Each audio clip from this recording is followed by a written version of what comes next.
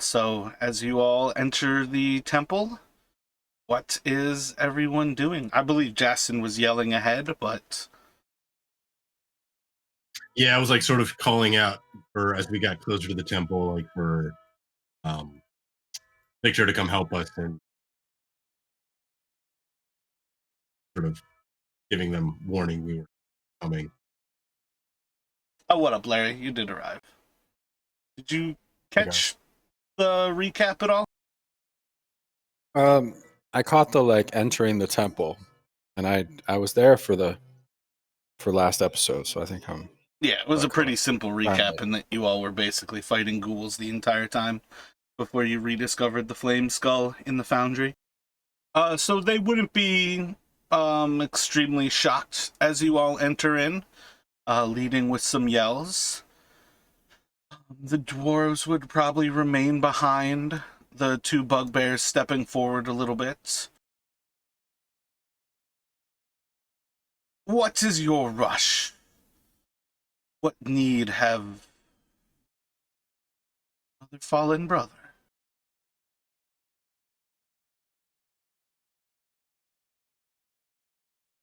Yeah, we we stumbled into the whatever's there in the foundry and it nearly wiped us out. Ezra here didn't make it. He's very badly burned.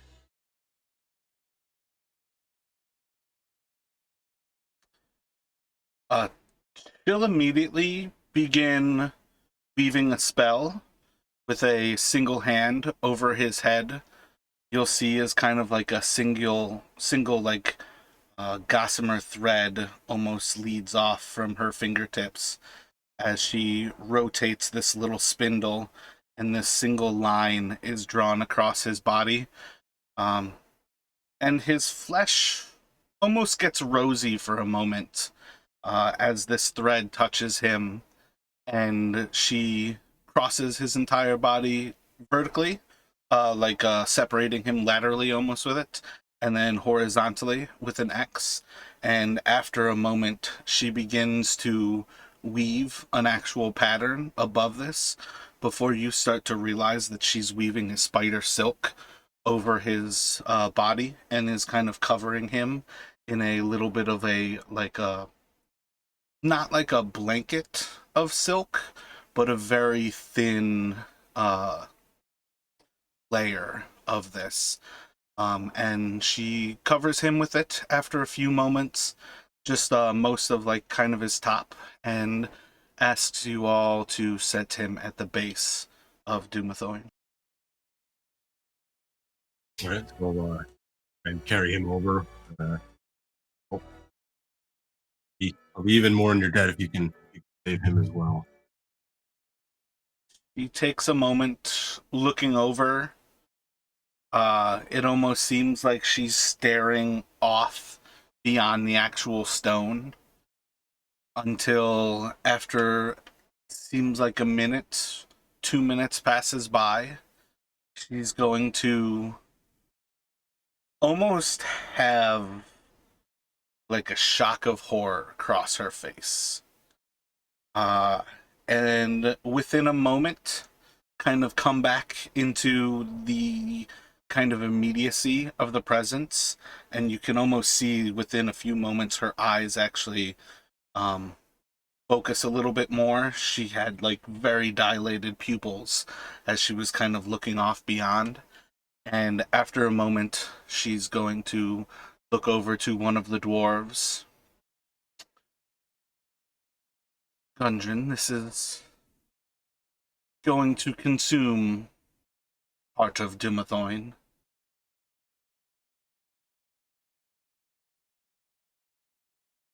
Will you pray to your god for our blessing here?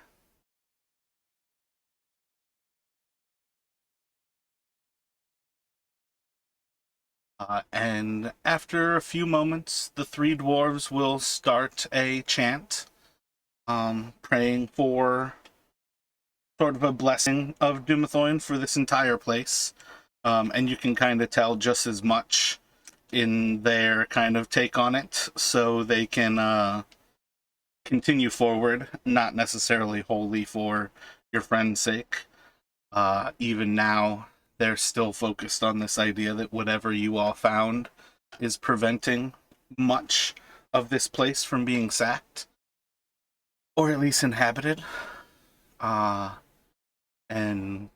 as a few minutes go by, the eyes of Dumathoin, massive rubies, roughly the size of like any given human fist, they sort of light up and start to glow a red, and with a moment, they just kind of fracture into a dust and start to fall down the face of Dumathoin as if it's crying blood. And as that process starts to happen, the spider is going to touch her hand to the silk and to the chest of Ezra, and within a moment, his whole chest is going to heave upward as he inhales, and then slamming down into the ground, he's just going to fall with the force of all of his muscles back into the ground, and Ezra will begin breathing again.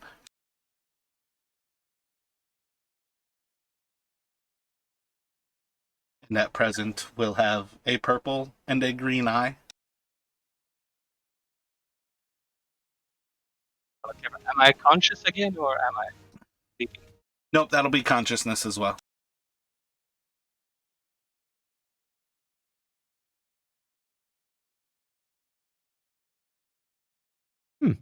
As she kind of pulls back her hand, you'll see that large, like, chunks of her flesh have almost melted away like acid, and there's like bare bone, ligaments, and muscle in view on her arm as she pulls her robe down over that arm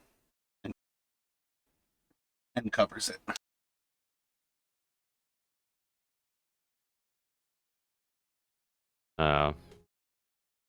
I ask her how many times can she do that?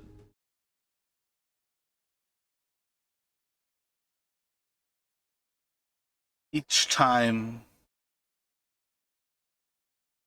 is another tether, and each tether is another portion of my life. There's maybe no limit. There is certainly always a cost.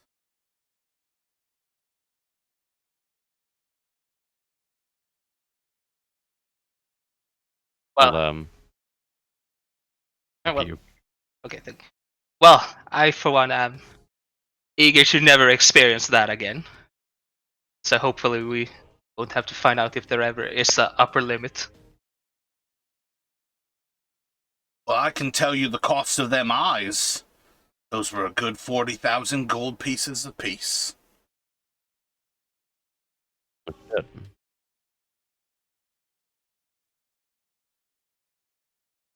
Seems we are quite in all of your debts. Thank you, Ezra. Glad to have you back. Glad to be Indeed. back. If there's anything we can do to help you recover, and he's looking at the black chest, me looking at the black spider at this point. It seems like it took a lot out of her. He would offer to, if there's anything they can do, still feel committed to her as well for saving him before.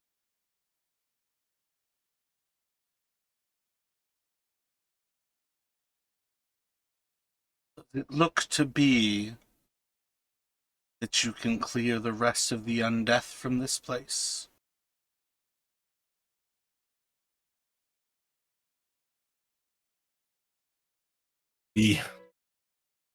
Before we stumbled on whatever it was that nearly wiped us out, we had cleared a number of rooms, ghouls, zombies, skeletons. Not sure how we're going to deal with that thing in the foundry.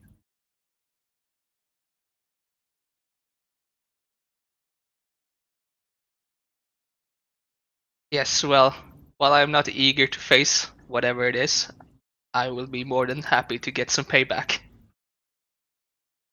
All I could, Go ahead. I would just say, like, all I could see if it was a pair of glowing eyes, and clearly it has some magical abilities. Other than that, I'm not sure exactly what we're dealing with.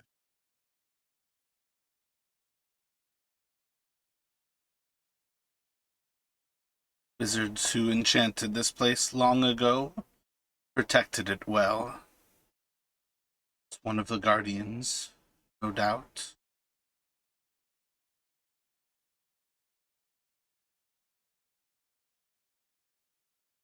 You are injured. Take rest. Require more? Quest it. But for now, I still have a riddle to solve in this temple. Unlock. And from there, we can finish this place. Have you retaken the forge? Mm, did you guys kill the weird thing last time? I don't think you did you? You've not been back there yet. Okay. No. Yeah, more or less, you guys like did a spiral around the outside, like counterclockwise, and they just kind of continued that. Gotcha. Okay. We're not technically haven't taken the forge yet, but we can do it. Should be real easy. I think we may have learned one of its master's names, but perhaps that will give us some leverage over it, convince it to end in its post, or give us access.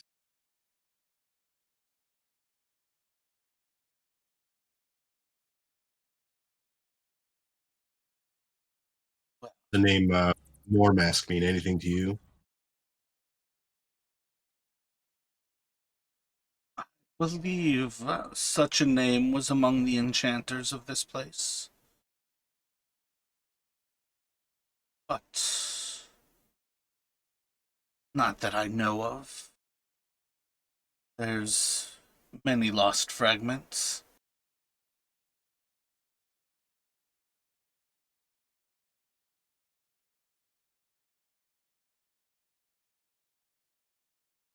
Justin will turn to the others and suggest perhaps they leave the foundry for the end and see, maybe try and do a more complete sweep of the rest of the place. Try and deal with whatever's in the forge. We go back to the foundry. Maybe there's something we can find that'll give us some sort of advantage or something. More information about what we might be dealing with. Yeah, I think we were trying and talk to it again. Might fail horribly, but I think we'll just have to kill it this time.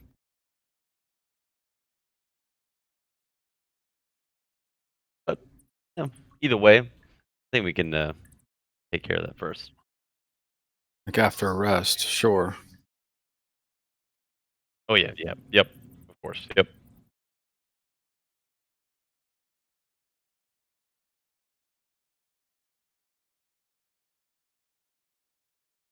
Agree to rest would be beneficial, I think. Or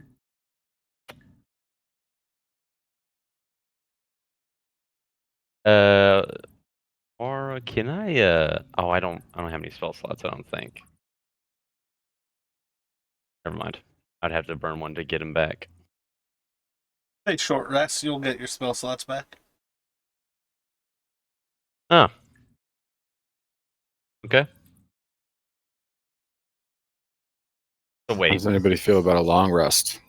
So I'm pretty wrecked. You guys are still in the I'm at morning, 1 hit so point. you can definitely long rest if that's what you need, but you guys are sitting around for downtime. How about you, Edrin?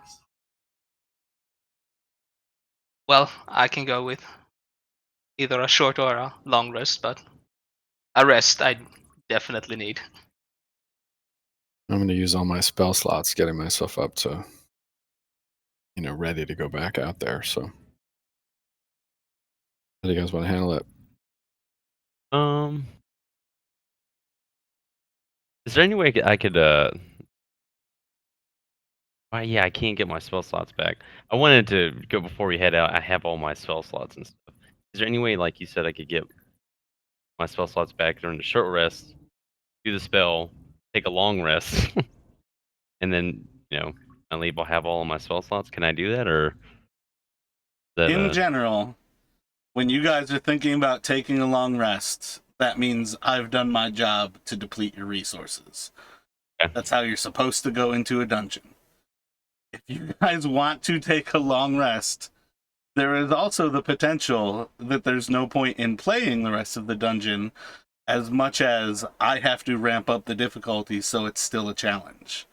So you guys can take the rest that you want, but it takes an hour to do a short rest, and it's basically noon, so you have to waste another 8 hours before you can take an 8 hours to do a long rest. Well, no, I wasn't debating the fact that we were going to take a long rest. I was just saying, like, to where I can get my familiar back, and then when we leave this place, I can have all of my spell slots without burning it. That makes sense? It's a ritual, so you don't actually have to cast anything to... I think my bad, I actually summoned you with you, and I took the actual gold cost of it to resummon him. And that was part of how I got you back in the storyline. So technically, you actually have your...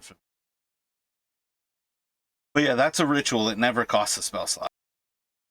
Gotcha. Okay. Or rather, it only Never mind. costs a spell slot when you don't have 11 minutes to cast. Okay. I can't remember where I wrote down all my stuff. Whatever. I think I have one more thing to do. So okay, never mind. I'm down for a long rest. What do you mean, You one wanna more take- thing? The supplies to cast the spell again. If you think you have supplies, you better add those to your equipment. Because Okay. I took gold from it because you did not have any incense or the I originally, other... yeah, I that's my bad. I'll add it to there. Then we asked. If you guys don't have it on your D&D Beyond sheet, you do not have it, as far as I'm concerned. So add that damn shit to your sheets. Will do.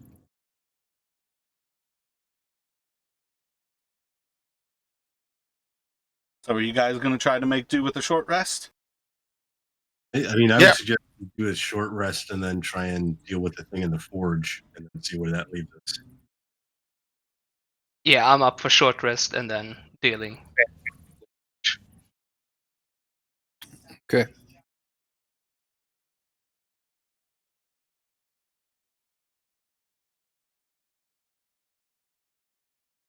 All right. Anybody opposed to just a short rest right now? Nay. I'm good.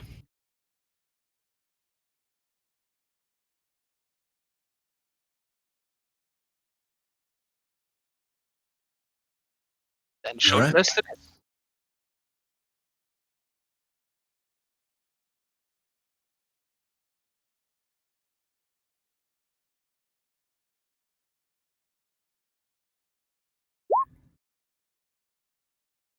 Yeah, you would have been back at 1 hit point, Ezra.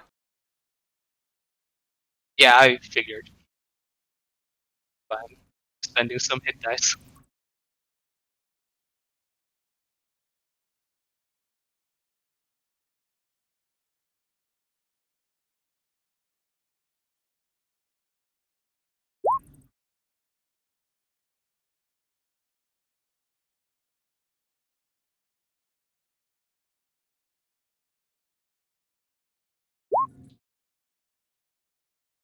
Okay.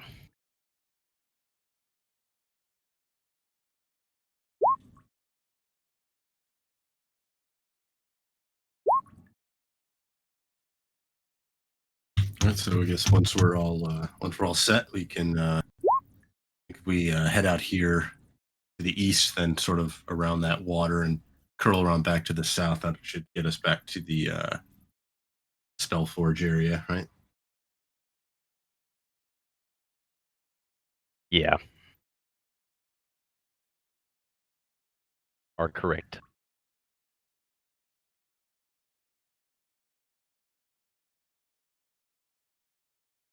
So everybody's good to go, and the plan will be to leave to the east.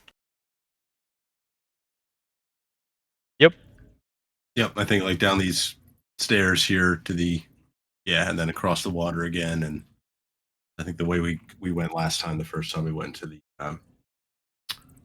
the forge.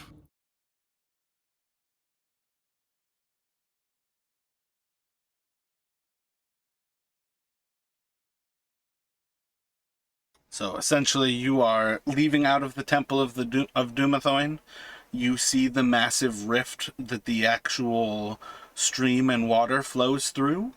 Climbing down and through it, you all cross to what was a spillway to the ocean, and coming close to the actual crashing waves.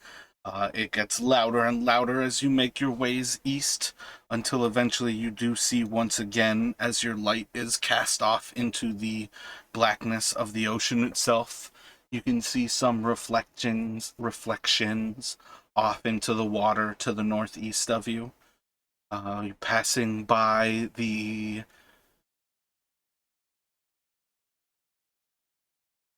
foundry. Yeah, that's the right word. Passing by the foundry's outlet, you all see the same green glow coming from the half arch in the foundry, and move on to the east of that and find the stairs to the south of you. Climbing down the stairs, you once again see a partially caved in wall, the door left open before you, and a larger space, before eventually seeing the same green glow to the west of you, as well as double doors to the building to the east of you. So I just want to make sure we've gotten back down to this area where my token is. Yep. Hmm.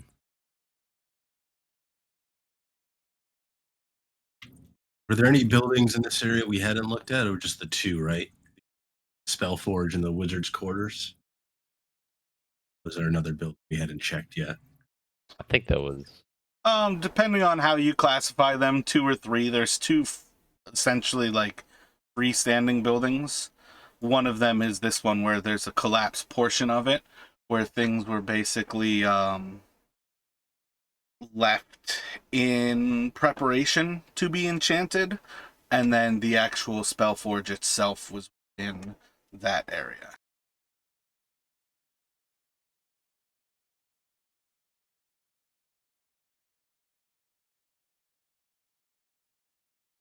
Victor, I think you're up for talking to that thing again. Yeah, I was thinking about a plan of. Do you just kind of want to enter the same way we came in before, or do we want to burst into the main doors here? And I think we probably had best to go around back how we came in before. But then through this side door. Yeah. I don't know. Well, yeah.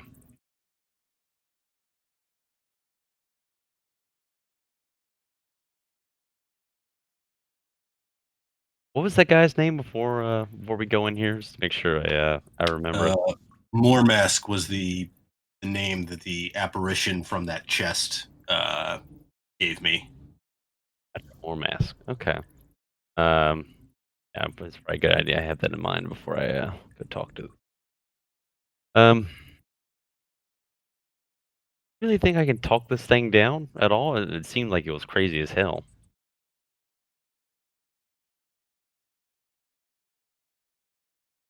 Whatever. I'll try it. I think before we didn't have a name. The only thing I can think of is if we tell it Moormask has sent us to speak with it or tell it that its job is done. It can, doesn't need to guard the forge from us anymore. Tell it to go guard the foundry. Dealt with the undead. Wait, so wait, hold on. Yeah, I guess we'll just tell it to get out after we're done. I was thinking like I don't know if you heard me say it, like send it to the foundry. Or I don't know. We'll figure it out. If I talk this thing down, we'll figure out something.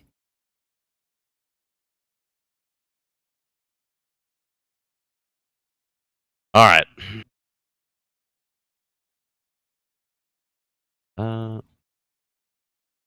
We should still probably take it slow when we go through here, right?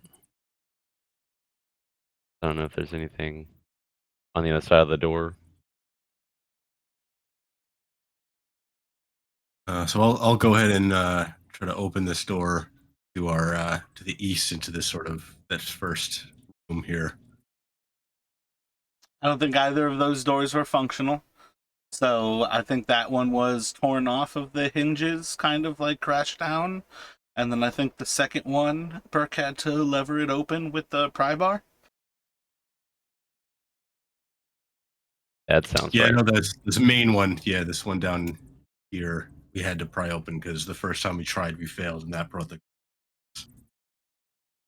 That was at the lower one. When you guys went through the main door, that's when the creature kicked you all out of the Forge of Spells, and then it slammed the doors behind you. Oh, okay. I think he's talking about that second door to the southeast. Oh yeah, the side. wizard's quarters. That's right. Yeah. Yeah. Yeah.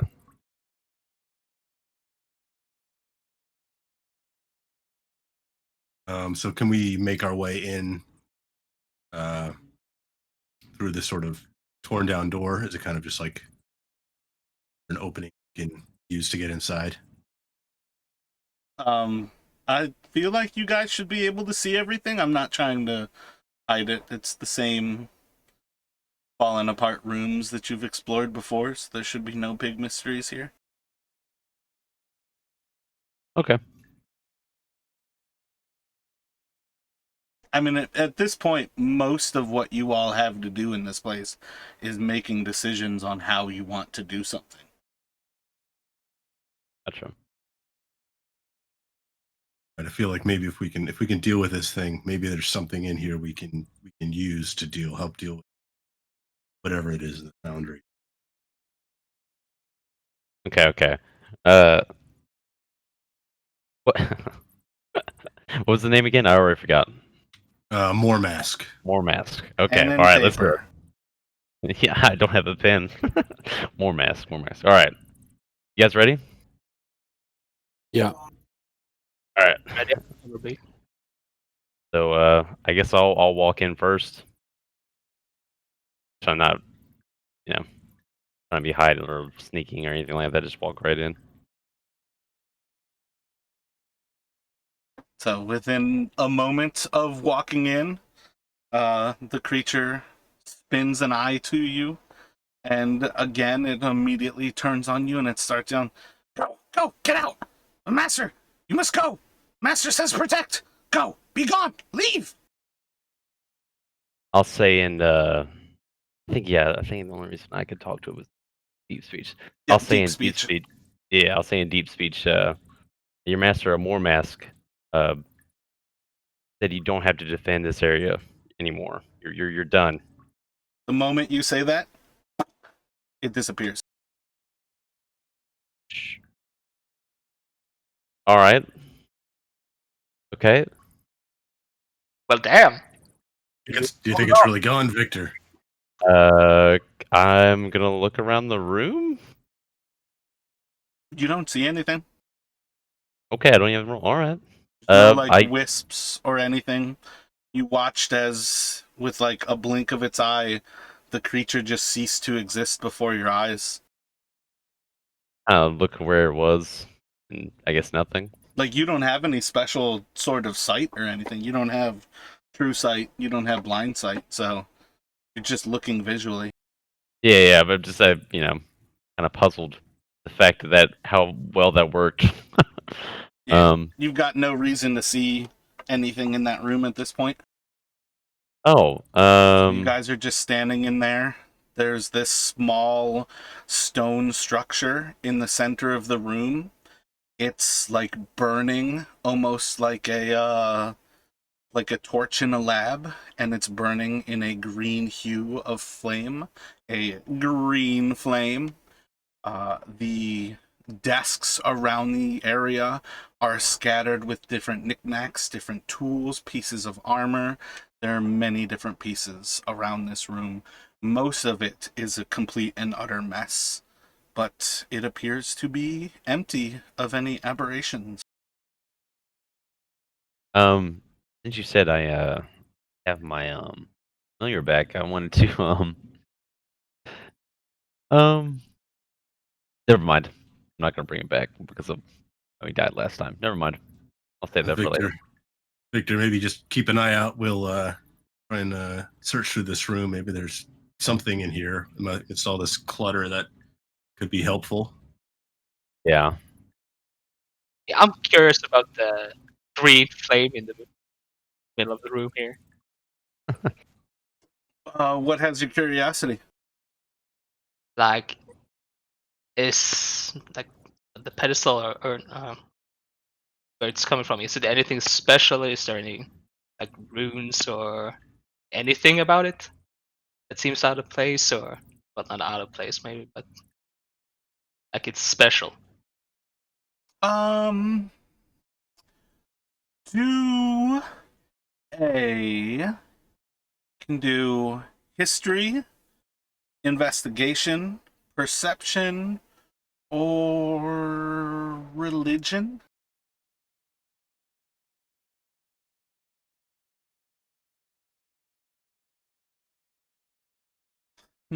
Perception. So, looking over the thing, it appears to be a very simple stone structure. There's no actual opening that you can tell where any gas is coming from this stone. It just seems to be a slightly carven but very austere pedestal that this thing is sitting on. For most purposes, it would be plain and unadorned, but you do see that there is, on one side, a dwarf who stands basically back up against the pedestal, a human who stands back up against the pedestal, and a gnome who stands back up against the pedestal. But otherwise, it just seems to be a stone, and the flame is over top of it.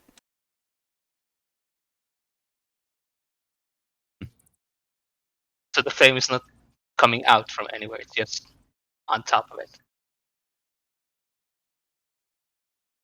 I mean, for all appearances, yeah, that's like, again, doing a perception check, you're going to gain sight cues.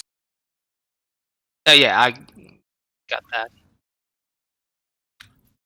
So if Jason would start looking through some of these desks, he would look for, he'd probably try and focus on seeing if there's anything, any writings, any sort of pieces of parchment or journals or sort of hidden within the clutter of other items.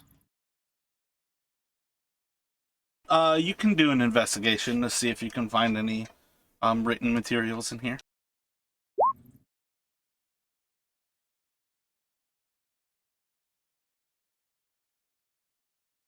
Going through things. There's not like an ordered desk where there's papers. This seems very much like a eclectic kind of tinkerer's lab. The things that you do spot, and almost all of them are going to disintegrate upon touching, seem to be lists in common. And just kind of going down, it just seems like there's different lists in this room in preparation for what needs enchanting, how long the spells need applied each day, and for how long this process needs to be applied for the enchantment to stick permanently. But that's more or less like the documents that you can find in this room are purely that clerical level of whoever's doing the enchantment understands that there is a delicate dance of having something with enough time inside of the font of magic and the enchantment that they are imbuing upon it lasting. Okay, so I'll just sort of relay that to the others.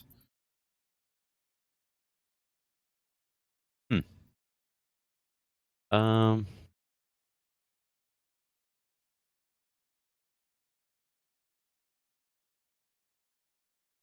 Do there appear to be any like actually finished pieces amidst the the sort of clutter of other things? Anything that looks like it's actually been finished, or is it mostly just sort of bits and pieces of scattered, whatever? Everything in this room seems forgotten by time. This whole place is covered in dust. It's very much a dirty lab. It's hard to really tell. What sort of ability would you have to know if something were finished?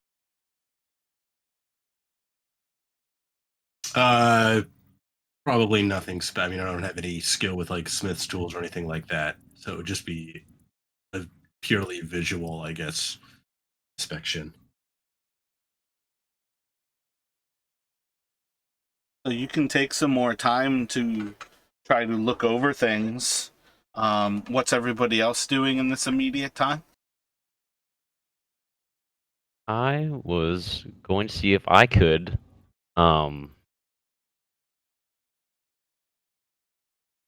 cast Mage Hand, and I was going to stick my hatchet in the flame. He moves back. So you start to levitate your hatchet inside of your mage hand. And your mage hand invisible? I feel like yours is visible, right? I think Especially it's spectral. only.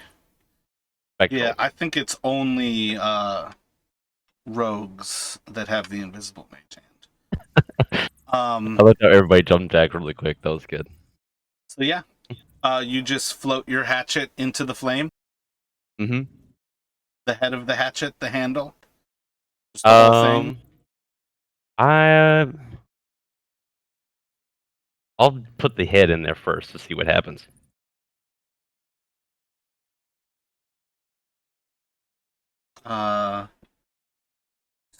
Start to dip that head, like the very blade portion of it, into the flames. And as a few moments pass by, it seems to start to glow with a green heat that starts to pervade into the metal. Nothing melts. It's hard to tell exactly what's happening.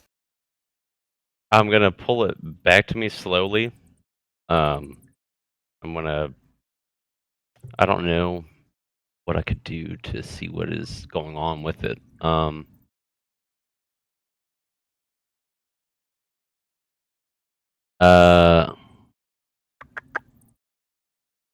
I roll Arcana to see if there's anything magical happening to Do the an hand deck? Arcana check for that. Yeah, I was. Remember they were telling us what. Oh, never mind. Oh, that's not bad. Not too bad.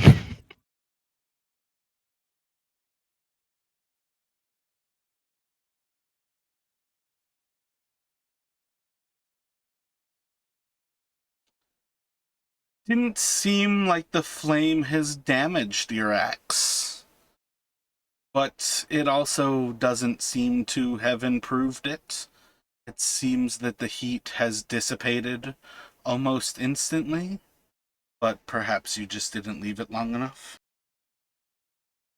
I think maybe it has to be enchanted before I do anything with it to the flame. So if something that would be just a guess off the top of my head. That's nothing I rolled. I don't know if I'm not sure. Hmm. So, Did, Taurus, Burke, any thoughts here? Burke wants to stay away from the forge. Likewise. He's nervous and pretty beat up. I think he'd just be kind of hunting through the tools to see if there's anything worth pocketing or So just putting to looking work. around the edges? Yeah, and maybe investigating or Yeah, you can do an investigation. I was just going to ask, did Justin catch any, like, in the few lists that he saw, did he catch any references to, like, time requirements in terms of, like, he thinks, like, Victor had the sort of maybe a good idea to test the flame, but maybe it needs to be done over a certain period of time or additional steps or something. Caught anything where the list started disintegrating in his hands? Do an intelligence for me.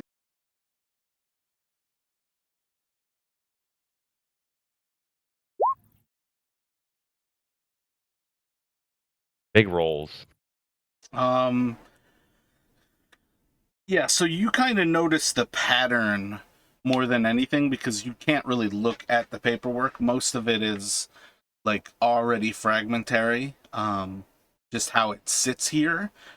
So kind of the point is that you're gathering that these are lists of things, and you're noticing sort of like reoccurring blocks of patterning where it's the same things are in that same order, and it lasts for many sheets of paper.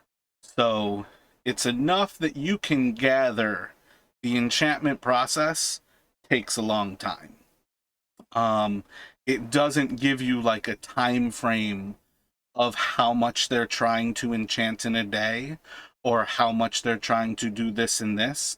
Just that, like, over the different pieces of paper, you see the same items in the same orders and like the same blocks of items across many sheets of the paper.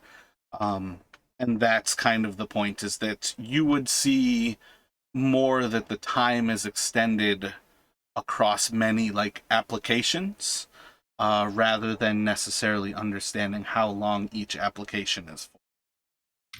Got it. Okay. That's,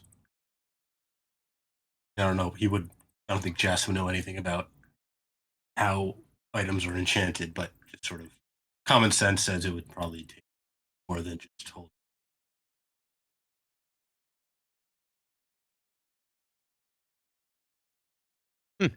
That's cool. So, Burke, let me have you roll a d20.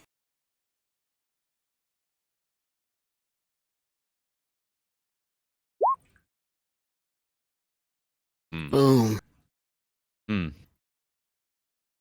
Let me have you roll a d100. Yeah, 100.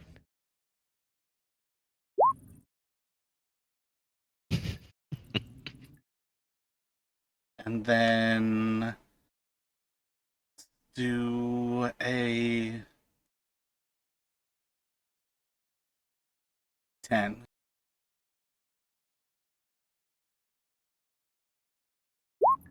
It's exciting. I get to roll a lot of dice.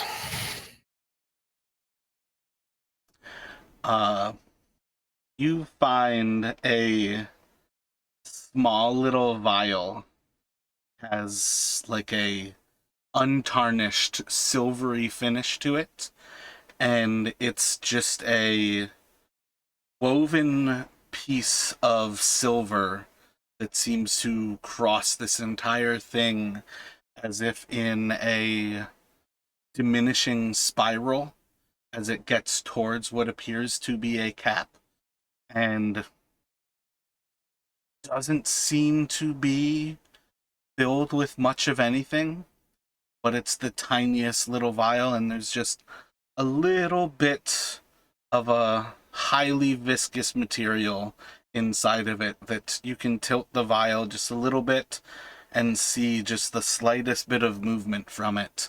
It otherwise seems to be rather clear and yeah, tiny little vial. I found something, guys. Anybody have any ideas what this might be? Because I guess I don't, right? You can do an Arcana check. Done that before, right? Yeah.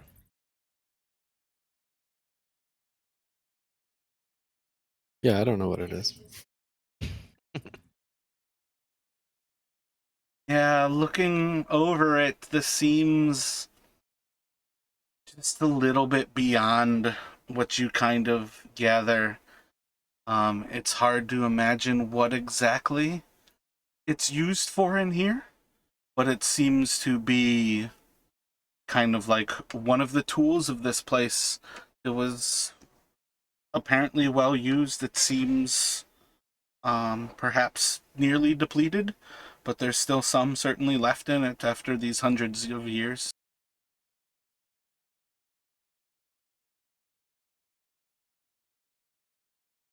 Well, maybe it's useful to your putting your hatchet in the fire plan. Anybody wants to take a look? I was gonna take a shot at it. No one else is going to.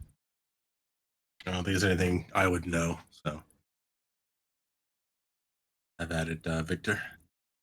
Right? I've had it indeed. So what's going on right now? Oh, I'm rolling Arcana on that thing. See what Gotcha. the is. So, Jason, you were looking to do something else with the actual flame, so you can go ahead with that. Let me know what you're doing and do a roll. As Victor takes the time to kind of go over this little vial, opens it and takes a strong inhale, and he immediately is going to smirk, sealing it back shut. Hand it back to Burke if you would care to, recognizing that this is an extremely dangerous substance. You can glue something to something else, and it will never come free. That is sovereign glue. Interesting.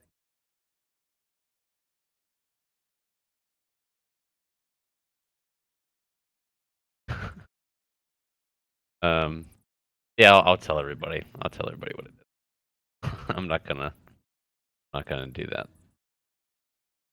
Could this come in handy at some point? Could find Burke.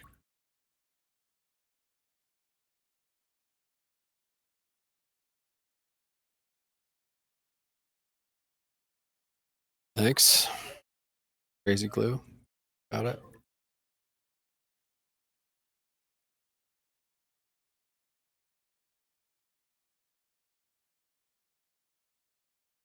Should we try and speak with Warmask again? Maybe he knows something about the thing in the foundry. Hmm. Well, he seemed adamant that we shouldn't see him before staring at the undead.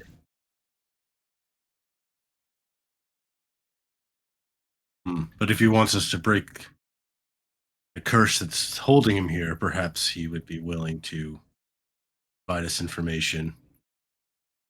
We'll not make the mistake of trying to steal his break into his chest again, but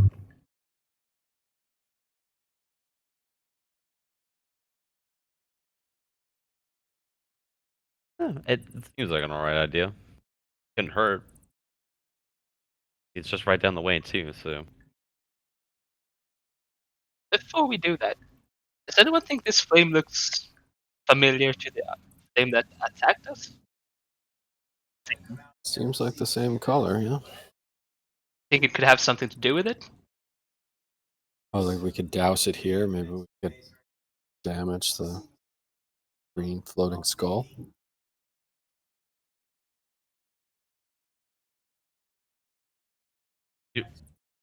Okay.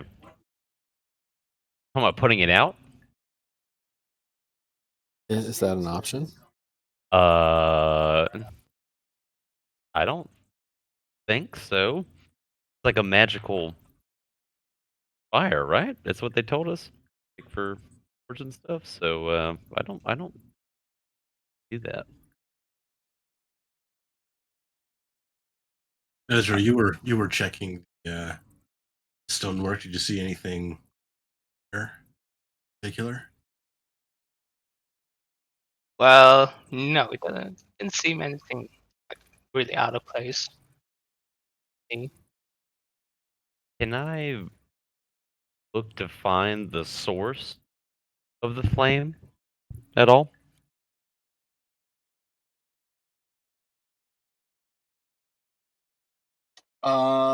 Yeah, you can investigate the stone beneath it. You can look at the flame.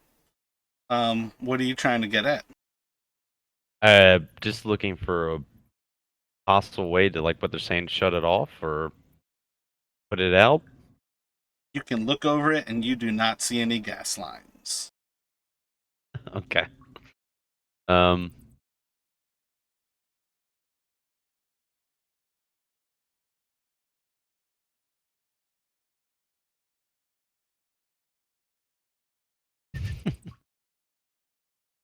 Hmm.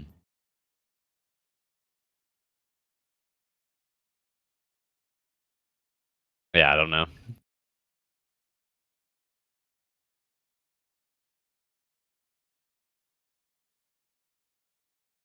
No, I'm not sure we'd be able to put it out.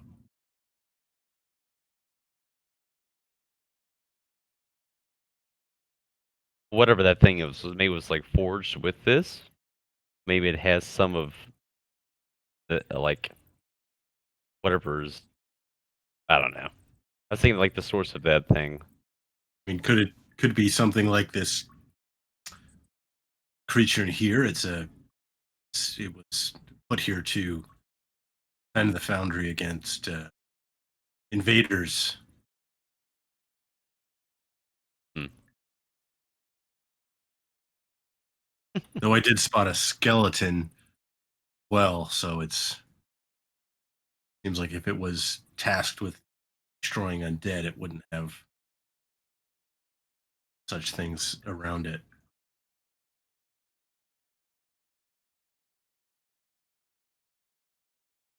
Hmm.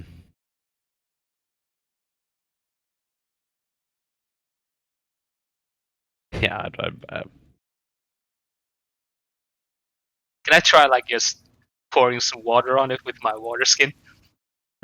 See if anything happens. The stone gets wet, Cool. pours straight through the flame. Oh, really? It goes. Okay, that's interesting. No sizzle, just straight through. Hmm.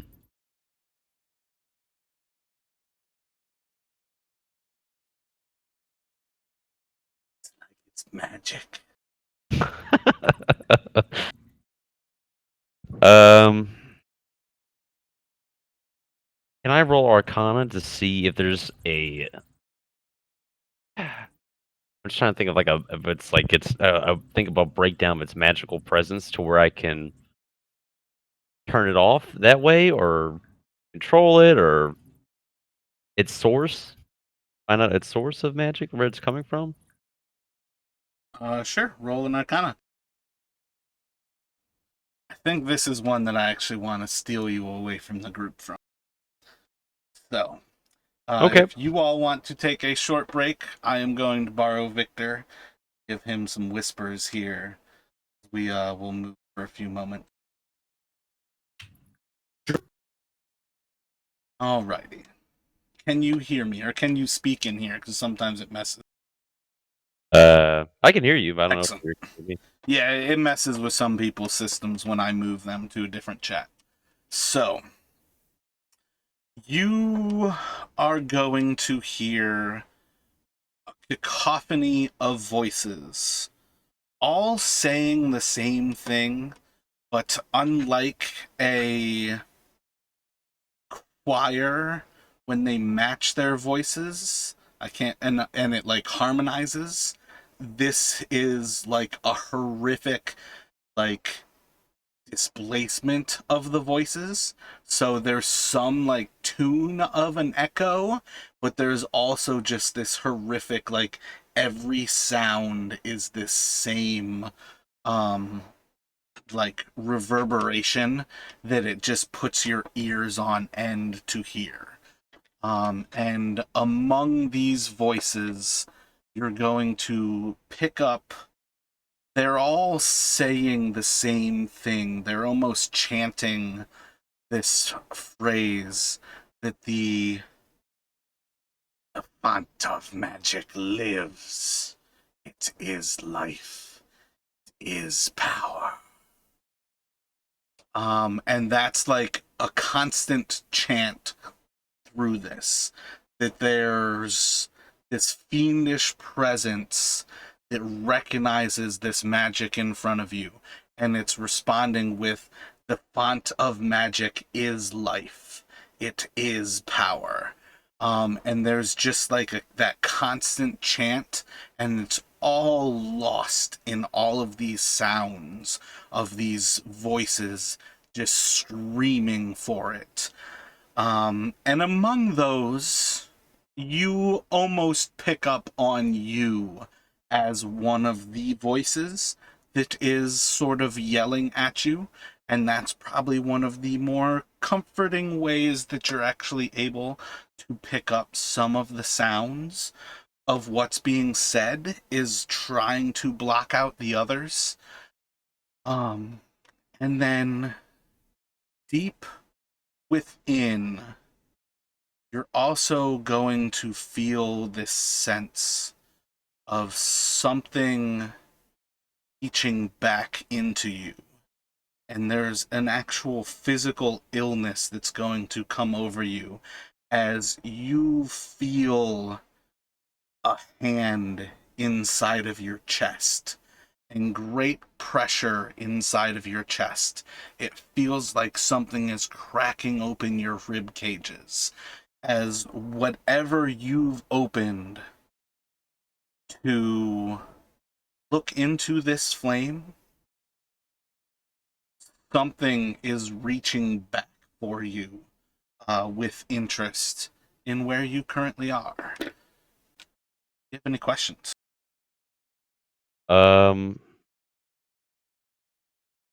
That's pretty cool. Uh,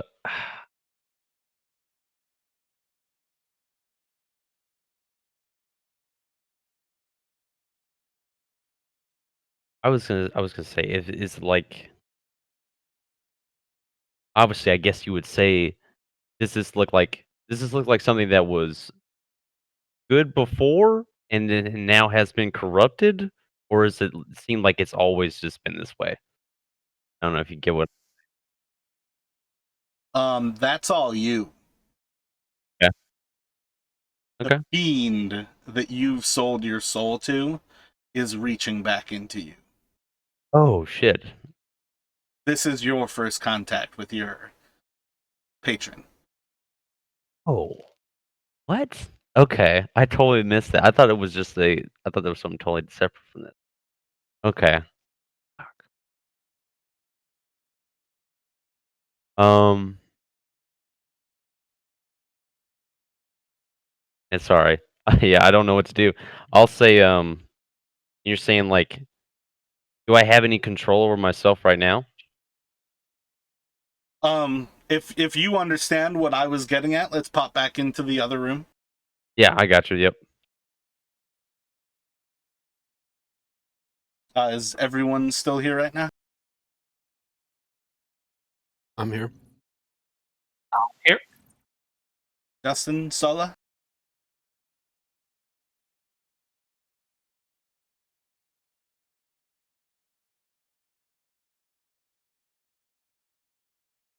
All right, so assuming they still stepped away, I don't really want to just stop right now. I'm back. Word. And then Sulla, just when you get back, obviously, jump back in. Now, what were you thinking there, Ty? I was just gonna ask if I have control for myself. Oh, yep, your microphone's doing that again. I don't know if there was an easy fix that you... On. That sounded maybe a little better.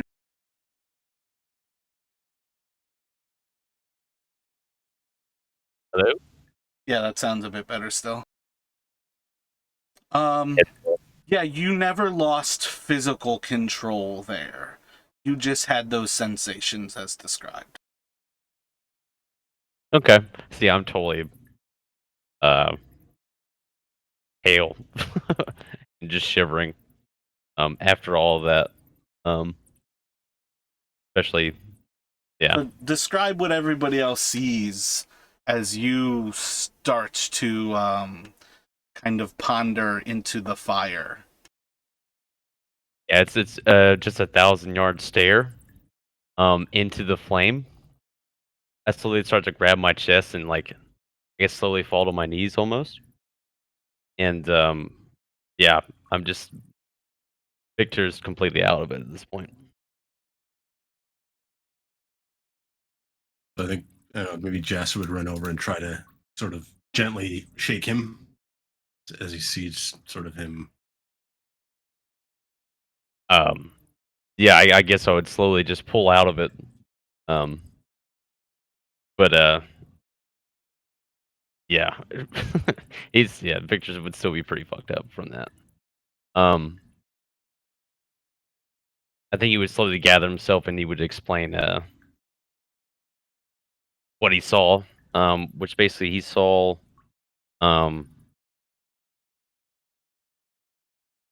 just he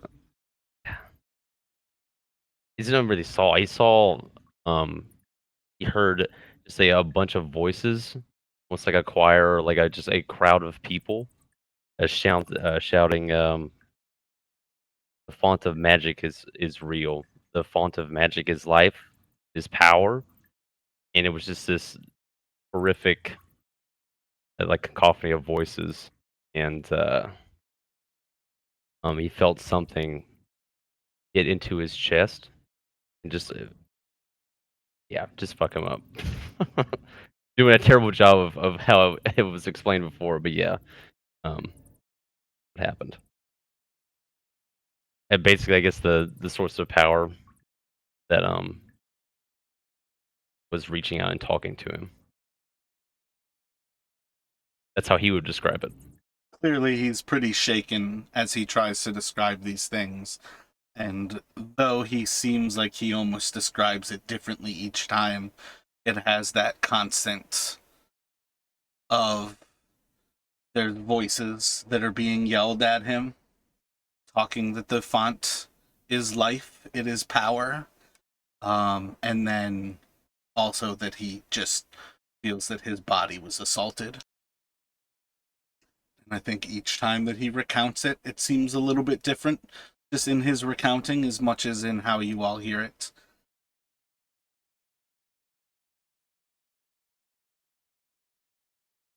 But yeah, I don't think there's any shutting this off, or probably shouldn't mess with it anymore.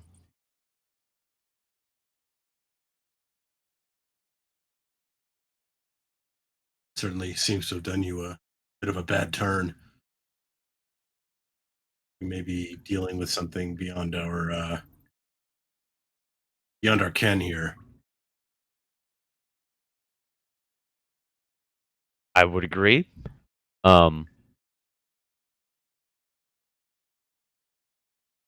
Yeah, I think we just need to go deal with whatever's in the foundry and probably get out of here. You want to go fight the green skull? I don't, but it seems like it's only thing we can really do at this point. Oh, we were gonna talk to the the wizard, right? And The ghost. It's I more. could try and speak again with more masks, see if he'll give us any more information. Suggest maybe the rest of you stay outside while I try and speak with him. He seemed a little touchy the first time. So, what's your intent? What are you thinking? So Justin is thinking he would actually return to the wizard's chambers and just sort of not touch the chest, but sort of just try to call out to the more mask to see and ask, like, say, like, I would like to treat with you for a moment and see if he gets any response. Roll a persuasion. There's wisps of air movement in the room, but little else.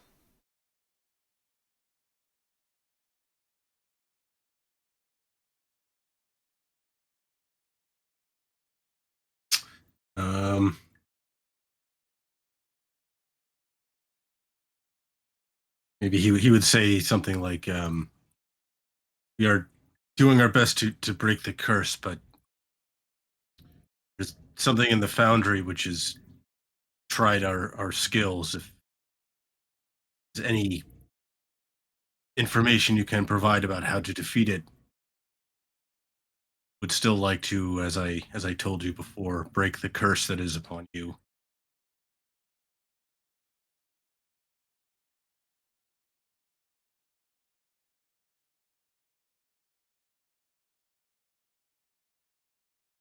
Little more than silence.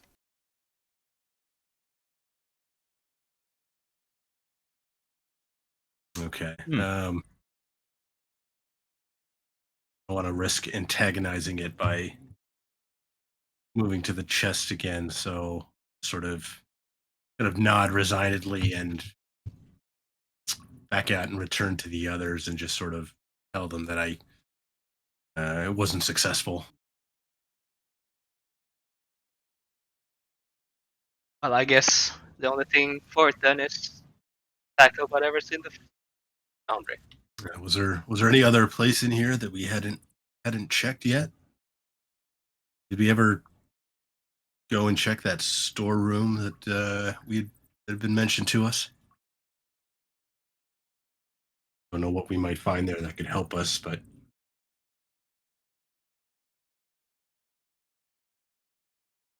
Hmm. I'm. Y'all just like continue like last session. Y'all like continue north, right? On that room down there where we were fighting. Y'all just so went we up. checked there was like a barracks room that was sort of, I don't know if you still have access to the map handout. But like we checked the, like, in the south, like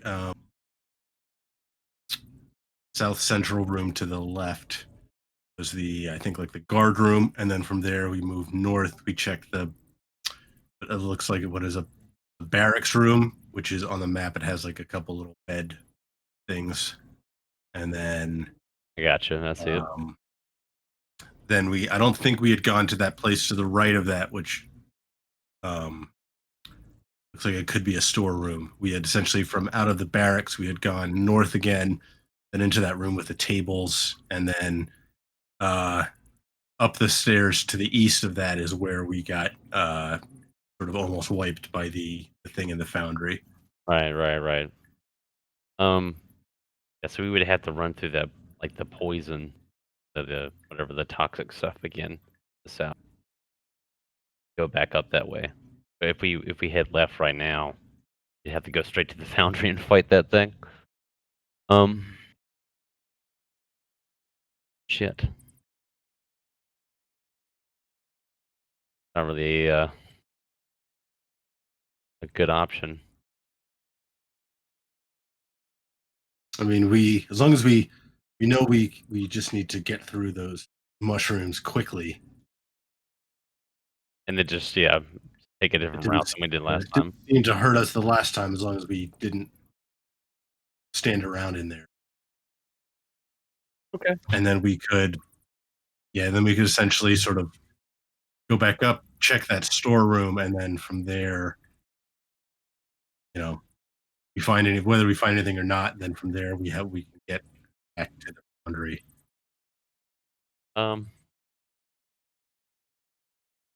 Yeah, I mean, I guess we're banking on for something to be in there. Yeah, I don't know what else other than to just straight up fight this thing. I guess we'll check it out and go fight it. I I think guess. Justin is just after the last fight. He's just procrastinating a little bit. Yeah, I can kill that thing or fight can- that thing again. can imagine. Yeah.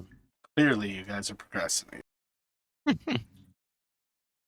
I mean, is everyone relatively okay, right? Fight this thing? I remember you saying Burke was jacked up. Well, I can use all my healing on me, or I can use it on you guys. But it's a resource management issue. So, what's our strategy for fighting this thing? There's zombies and ghouls and there's skeletons with arrows anyway. And then nobody closed with this zombie. Like, how are we going to handle it with this skull? What's the strategy that might actually work? Turn undead and focus on the skull as much as we can. Hey, that's a good one. That's off the bat. That's a good idea right there. I have to get within 30 Yep, feet one. to do that. I think that's a good idea too, and we can do that because I still We have definitely that. don't want to be. We know it can drop fireballs, so we don't want to be all bunched up together. We try and take it from two sides. I do remember there was like where we were up on the landing, but it looked like you could go around the other direction and see it, get access to it too. So that might be possible. Yeah, pincer attacking. Like split the party seems like a bad idea, but Yeah. Yeah, but I don't want to be too bunched up, seeing as if he throws a fireball, we're screwed. We all get hit. We're still gonna go south, right, and check out that room and then go in, or are we attacking it now? well, why don't we come at it from the north because we haven't done that before. Okay. We saw everything to the south, and it was north of the main chamber. I think there's a hallway to the west of the room that the skull was in. We probably can't fight it in a big open room, right? We have to close. Well,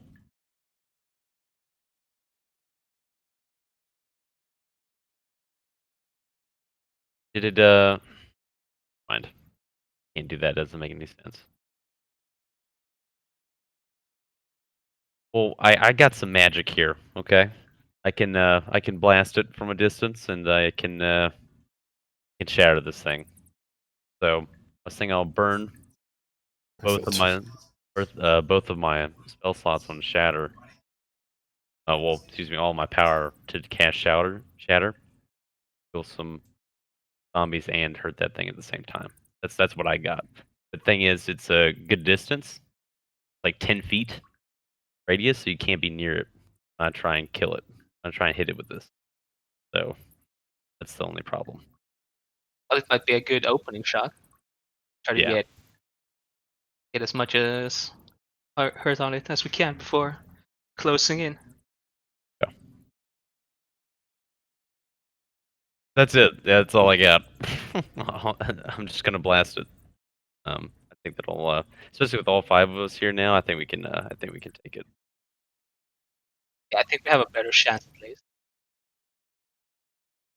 Okay. I mean, I don't.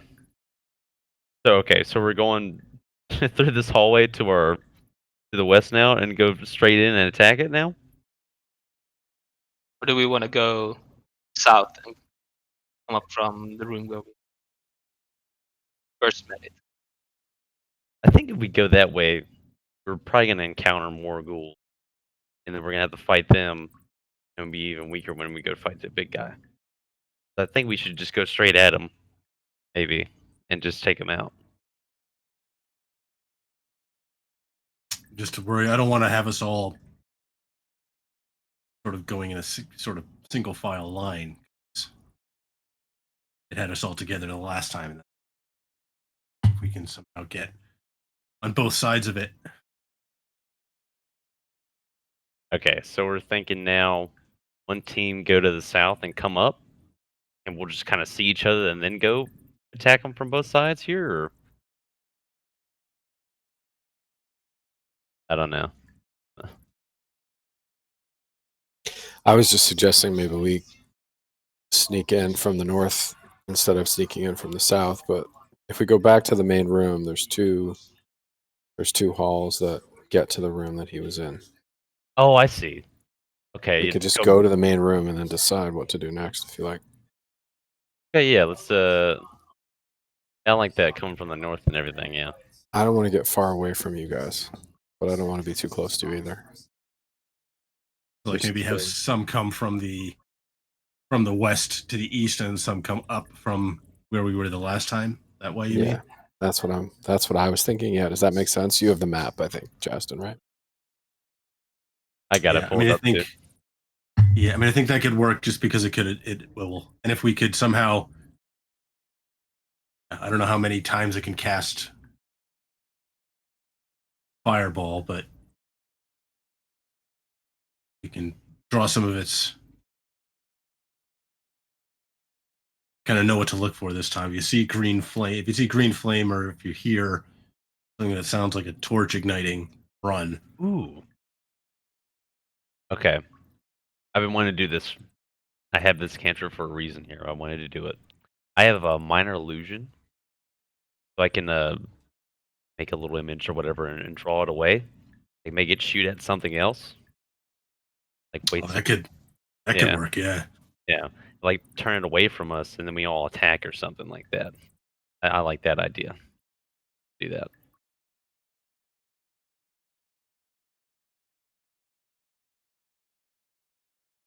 Sounds like a plan. I'm messing with my map right now. Okay. All right. So let's do something. Let's do something. Okay. So we're all gonna go back to the main room. So let's head back there, and then we'll break up from there. We'll break up into teams or something.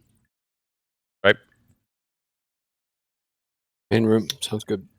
All right. Sounds like a good first step. Yep. So your plan is to move through the south? Are we going back sort of the way we came, like up around Yeah, there? well, To the theoretically cleared all of that, so yeah, let's do that. At least know there's no traps. Somebody give me a clear answer. What are you doing? We're heading back to the main room. The door guard. Main doesn't count. Use other words. We're gonna go south through the mushroom space, and then we're gonna go west, Excellent. to north to get to the throne, to the main hall, feast hall. We're Oh. gonna do that very carefully and hold our breath and We're going back the other way. Whatever. Yeah, that be sounds stealthy. right. That's right. why I asked. Hi. We'll go Because with it's never Burks. clear. What the fuck? That's fine. We'll go with Burks. Burke's tired and damaged, and being overly direct. Sorry. Oh, good.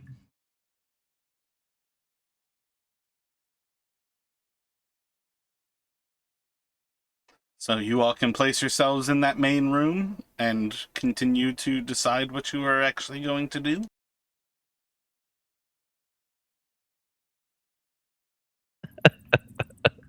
All right.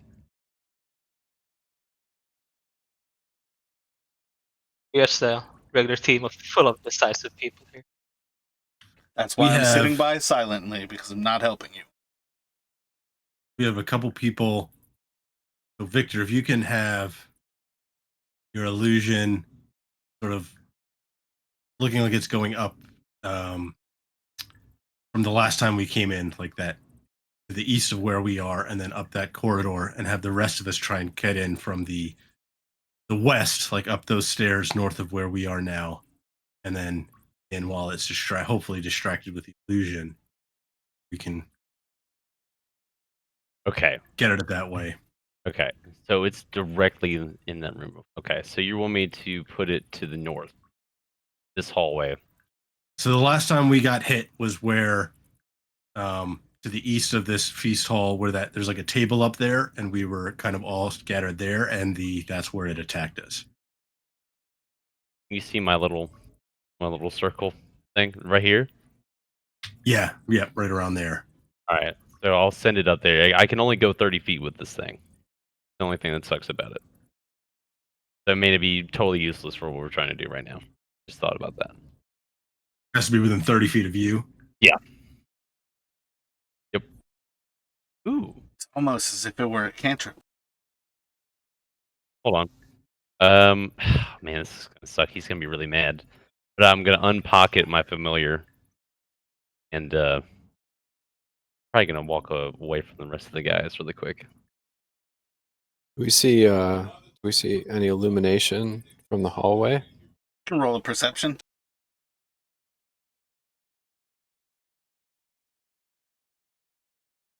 You're going from the east hall? Yeah. Burke's having flashbacks and hot sweats about getting killed again.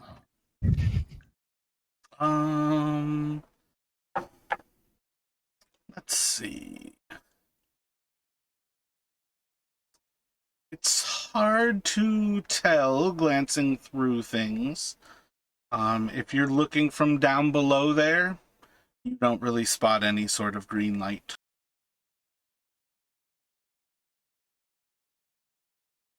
Too bad we can't throw a fireball down that hallway. Who can do that? Anybody? I can blast 120 feet. But no fireball.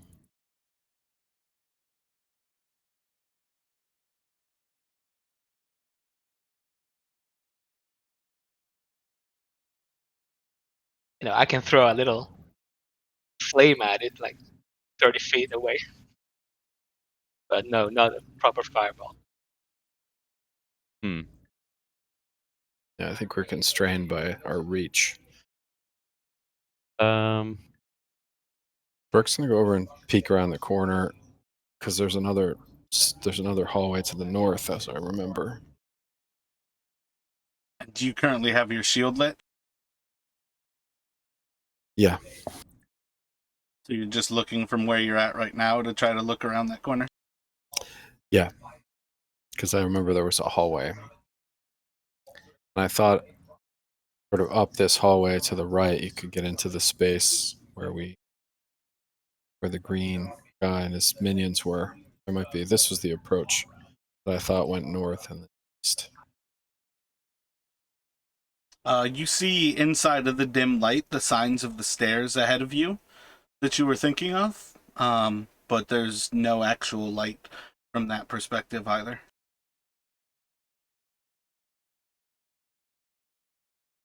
All right. All right, guys. So, all right.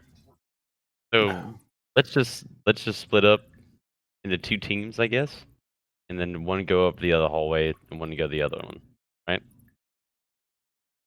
And just do that. But I don't think my mind illusion thing is going to work. all right. Who wants to be on a team with me? Well, I can come to the north. I should probably be on the other team, seeing as I'm the other healer. Oh, that's right. Justin, what if you go? What if I turn we just go with your lantern and I turn my shield off? What, you guys won't have any light, will you? I can get torches, right? Yeah, I can either produce flame, do that, and continuously do it over and over again. Yeah, all right. Doesn't give it much light. It's like 10 feet radius dim light. I think. No, 10 feet bright light and 10 feet dim light.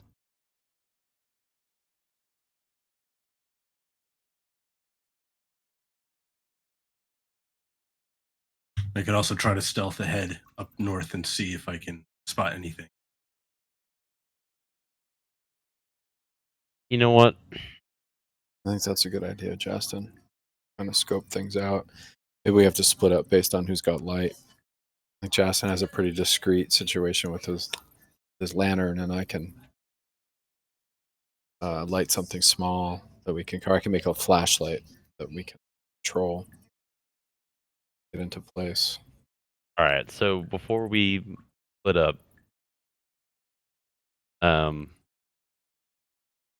if everything goes to shit, I guess just run back to that temple, right?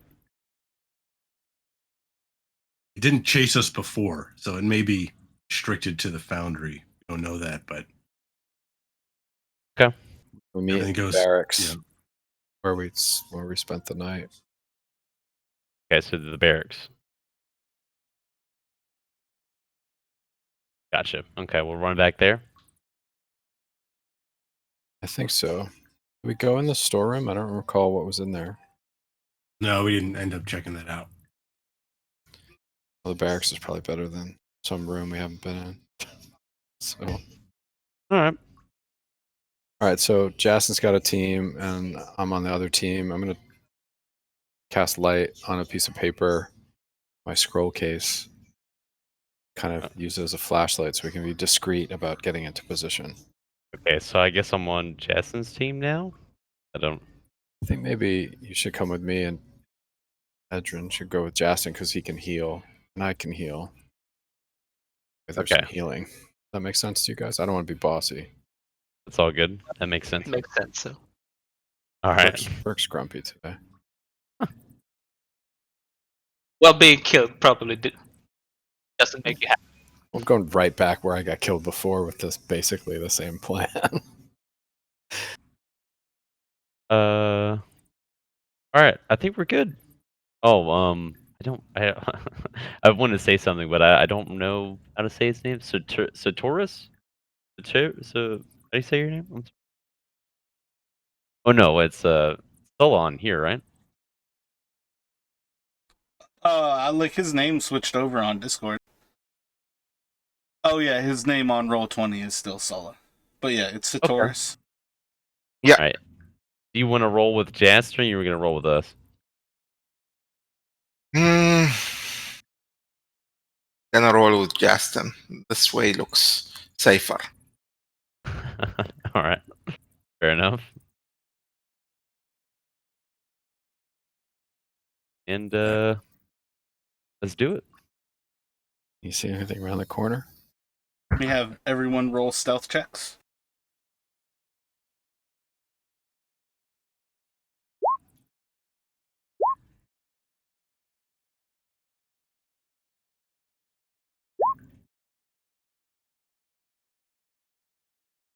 Oh, you got disadvantage. Shit. 2 nat 20s though. Yeah, this team is the loudest in the world. Shit.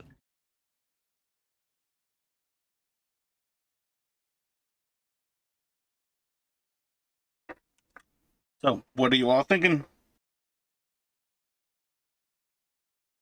I guess. I think Justin was going to try and stealth ahead up to the north here and try to get a peek around as he goes up these stairs. Boundary to the east from there. Taking the lantern? Yes. And you have a hooded lantern? Yes, hooded lantern.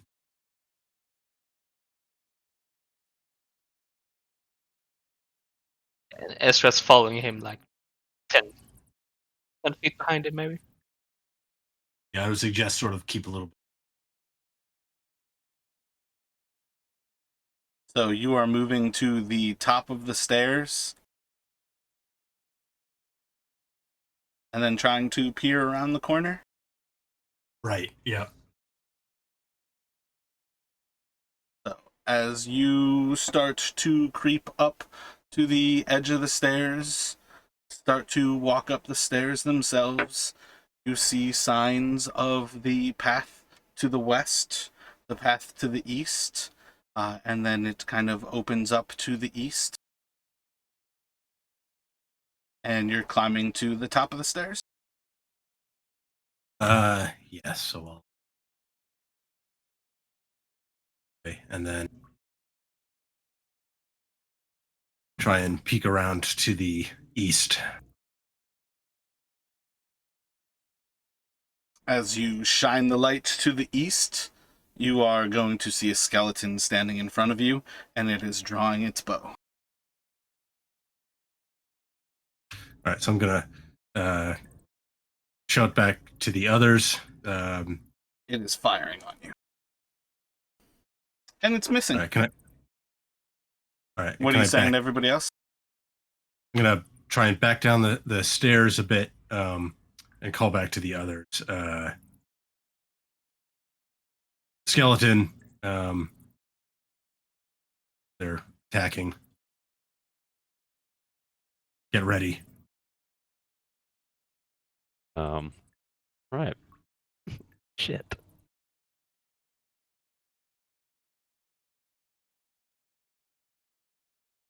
How many skeletons? Just saw the one, but assume there's more. I'm sorry. Okay, are we all rolling initiative, or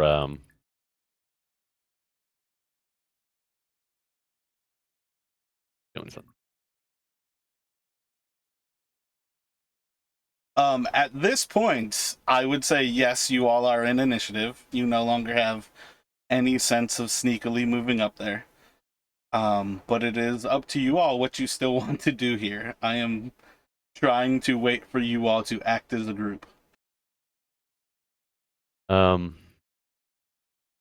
Right here, I guess my first inclination would be to keep pushing, go ahead and push up this hallway, see if we can cut those guys off or like attack them from the rear.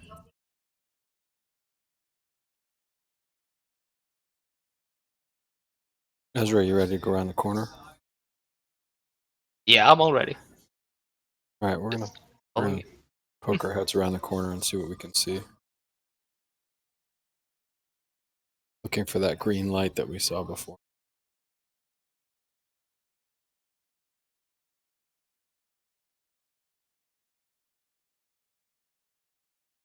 So you two are just popping around that corner?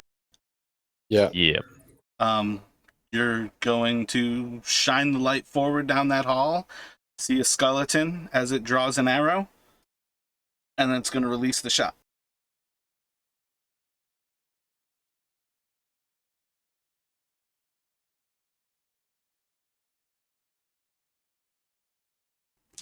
There's no green light in front of you right now.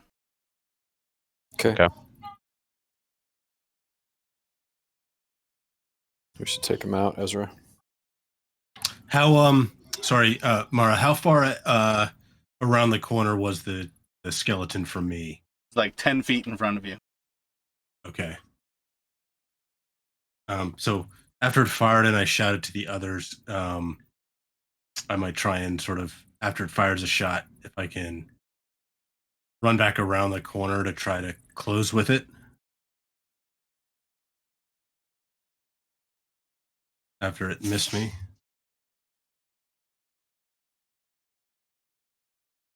Yeah, like, again, I need you all in initiative order at this point here. Like, you turning around and talking to everybody was that turn. So you can go to close with it, but it's going to have its own turn still. Like, that was a moment for you to react as you turned the corner and saw a skeleton staring at you. Got it. Okay. All right. So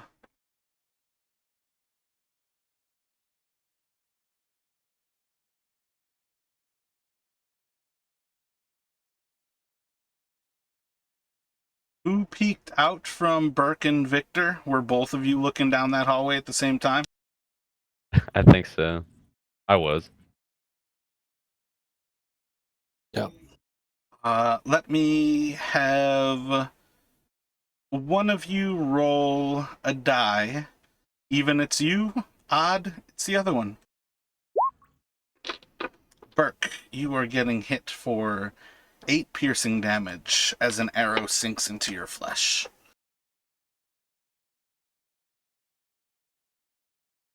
Ouch. I'm sorry. Did you want me to roll as well? Nope, just the one. Okay. So it will start with Victor.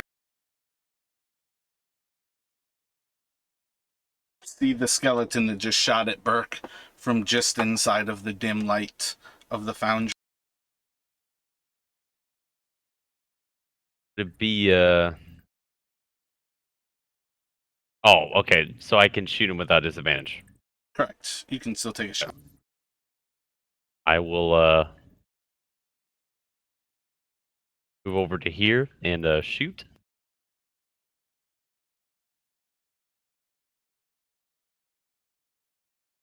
$20 will hit.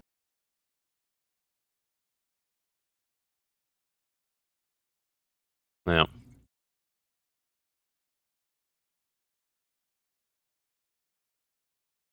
And after that, I'll move back around the corner here.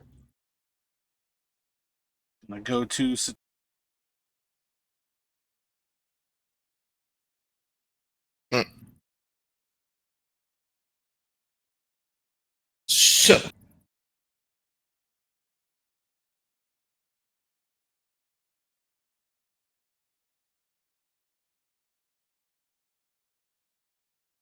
So, I'm gonna move up the stairs.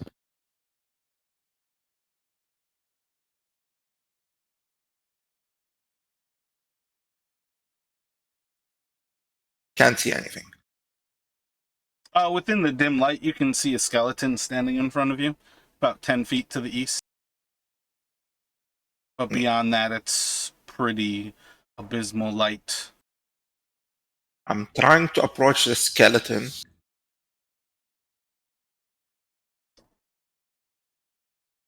But it's total darkness for me.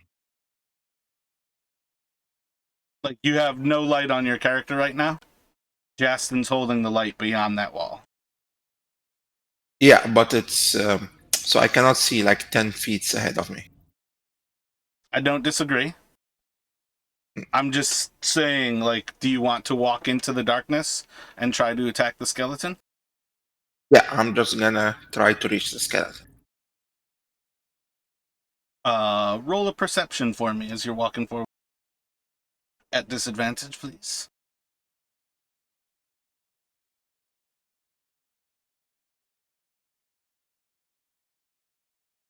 So 16.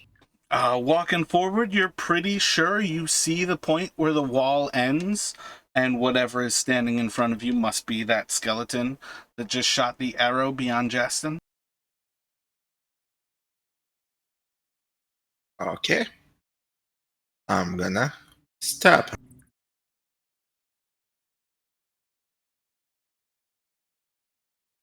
Oh, wrong one. 7's going to miss.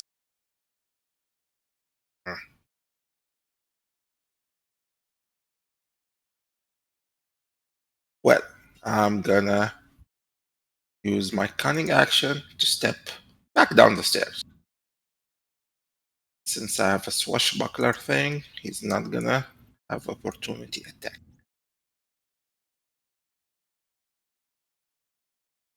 And then on to Ezra. I'm gonna move up, like in front of Yasin, and use produce flame on my hand. So, not sure how that.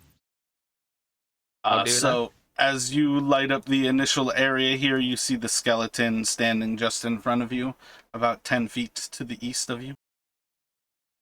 And then Yeah, I'm gonna- little signs of a structure behind it, but it's otherwise dark.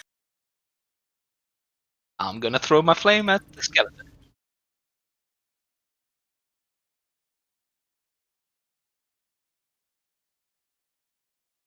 20 will hit.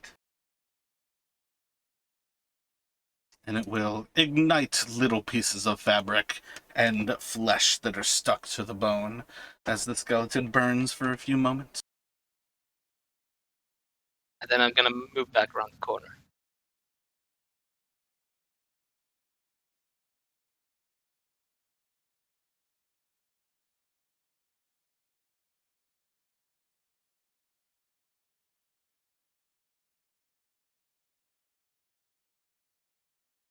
There, that's my turn. And it's going to go to Justin. You would hear there's shuffling and scraping inside of the room. And then it'll be your turn.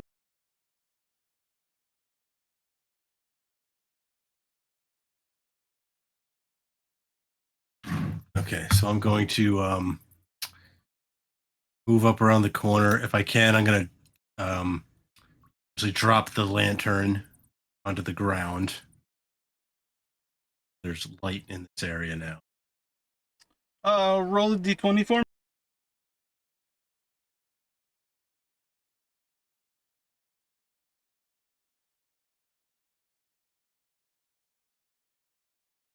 And roll a d8.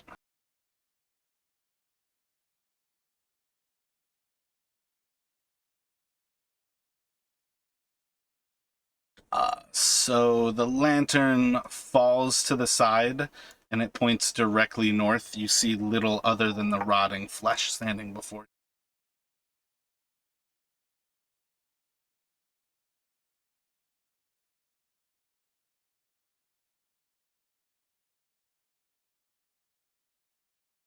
you. Okay, I am going to stab out with my rapier at the creature right in front of me. If that hits. 16 hit. Okay, so I wouldn't have sneak attack, so just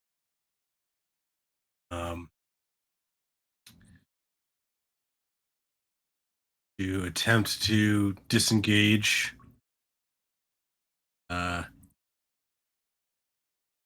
Back down the stairs a little bit and sort of just tell Ezra and Sertorius what little I could see. So there's some sort of undead thing kind of right around the corner there. I think that's it for my turn.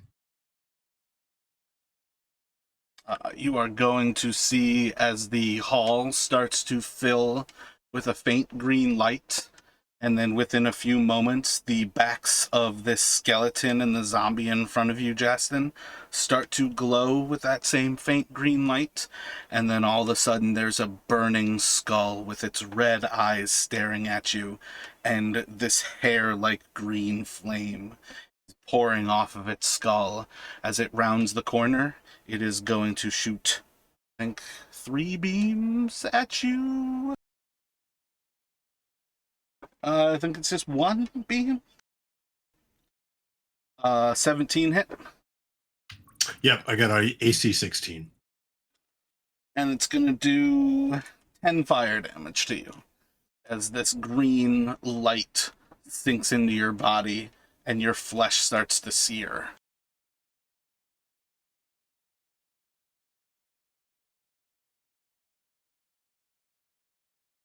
All right. Hurt. Fuck.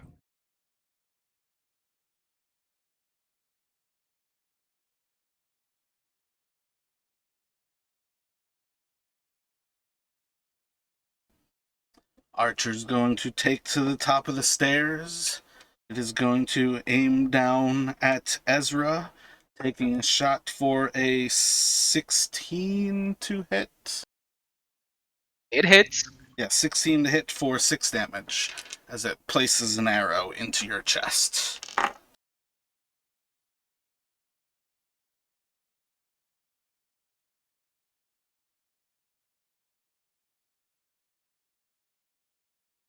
And then it's going to go to Burke.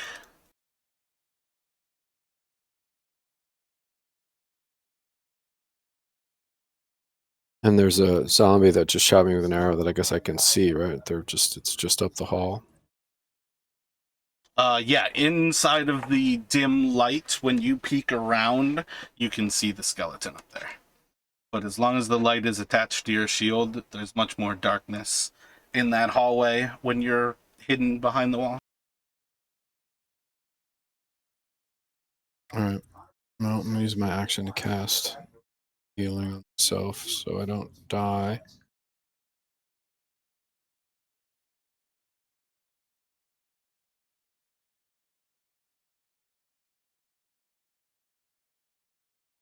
I'm gonna use my movement to try to get up into the face of this Yep, you guess skeleton. it's about 25 or 30 feet to the north of you, so if that is your goal. Just to get within melee range of him. He can't. At least he's at disadvantage with the next time he throws an arrow. Yeah, so that's 20 feet to where you're at right now.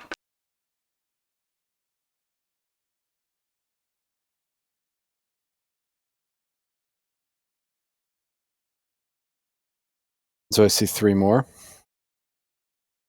Yeah, you see 4 inside of your light, and there are 2 archers in the dim light just beyond your sight.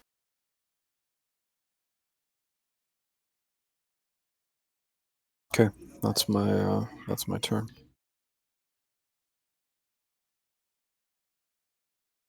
And that will go to a zombie.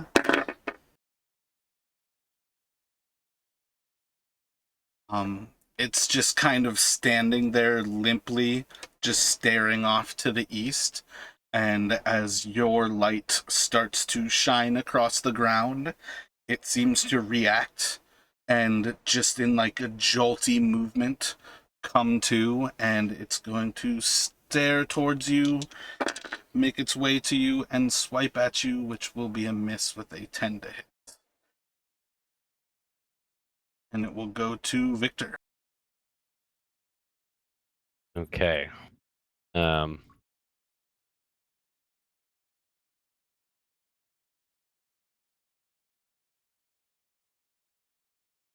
All right. Nope. I don't. Going to move right there.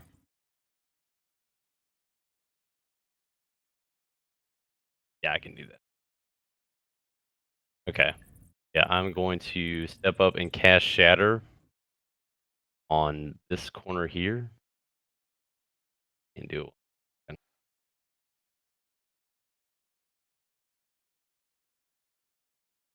Yeah, that's what I'm going to do. Try and draw something. Roll The for the little blue damage. dot. I'm sorry.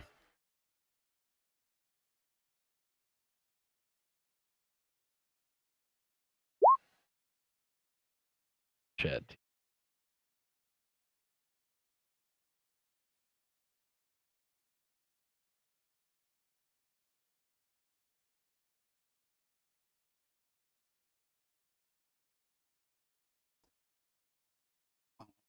So, like, entire chunks of some of these fleshy creatures are going to just tear off of the bone and kind of fall to the ground.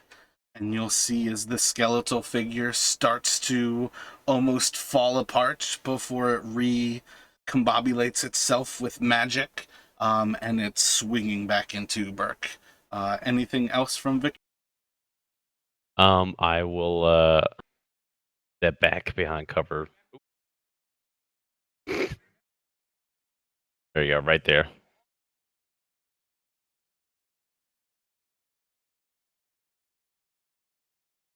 It's gonna bode well for Burke.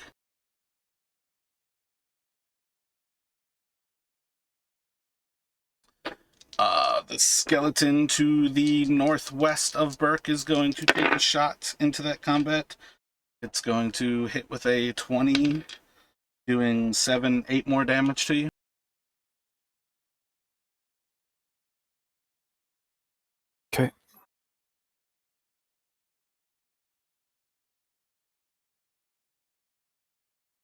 And it's going to go to Satori.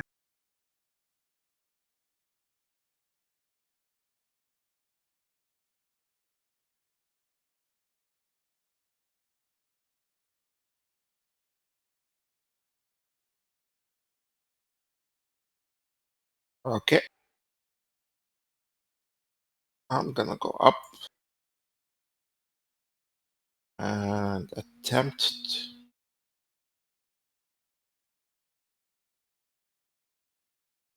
I'm gonna assume 19 is a hit. You got to tell me what you're attacking before you roll. The skeleton right in front All of right. me. I mean, if you're going to roll high and then tell me what you're attacking, you can pick and choose differently. So it's very important to decide before actually rolling the attack.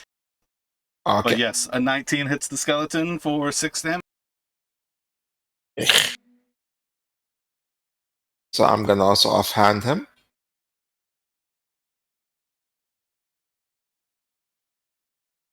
Uh, 15 15. will hit. So 7 damage only.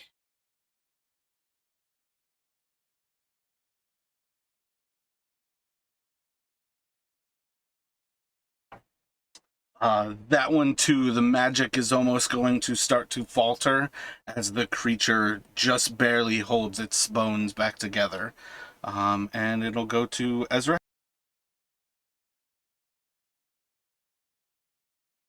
I'm gonna move up. What is that? Oh, I'm moving up. Yeah. I'm gonna shoot level 2 ice knife. I didn't really catch that. What were you doing, Ezra? I was going to try to shoot an ice knife between the skeleton like, right north of me and the flame skull. That's fair between. What are you targeting? Ice Snipe's a specific target, though. I'm targeting the ground so it can like shatter between all of them, if that's possible. Or is it like, do I have to target a creature?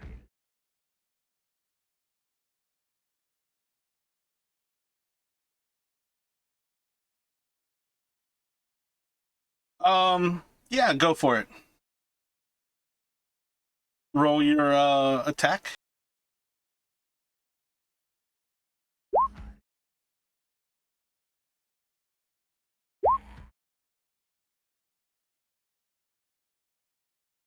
I think it double. That should be the first one.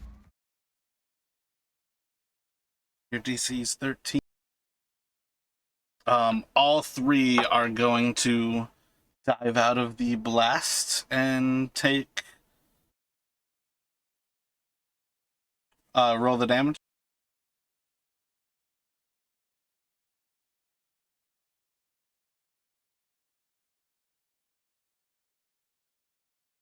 Wow. The 11 cold. So take 5. The skeleton will shatter and start to melt as the shards disintegrate.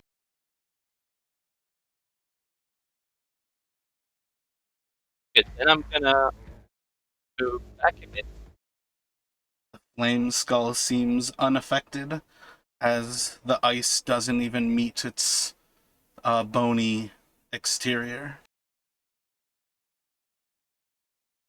That's not good.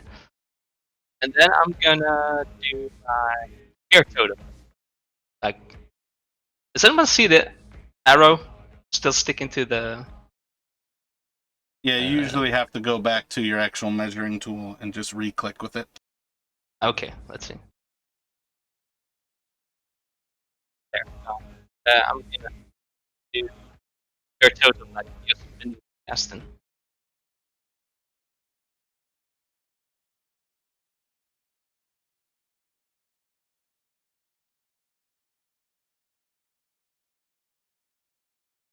You should gain 9 temporary hit points. And Sartorius. Skeleton is going to move forward, taking a shot at Justin. It is going to miss. The next is going to swing its sword at Burke in melee, and I think a 15 misses Burke.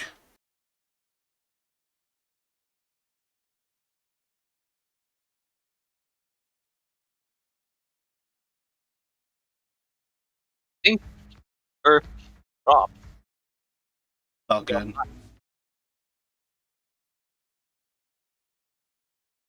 Zombie is going to move forward and swing at Sartorius. It should hit with a 20, dealing 6 bludgeoning damage.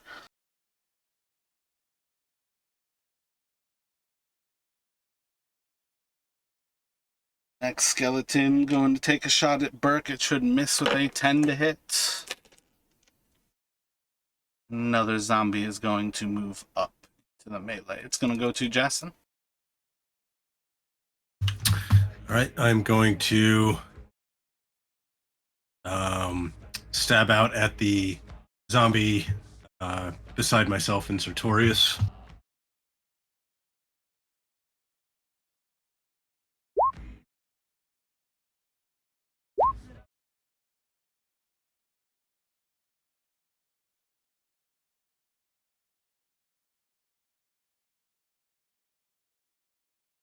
What were your rolls? 24 for the rapier, and then 12 total, or 12 total damage.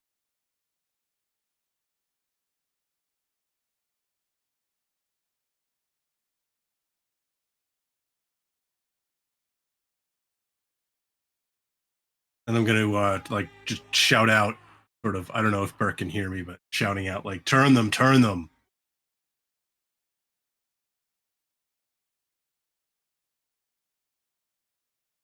The zombie looks quite injured.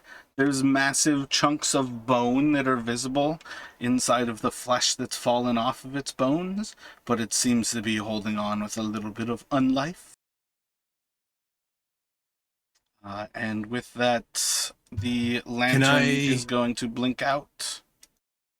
What were you thinking? I was just thinking, with my bonus action, I am going to try and get insightful fighting on the flame skull, if I can see it. Now that still see it, I guess. Yeah, it emanates light. It's on fire. Okay.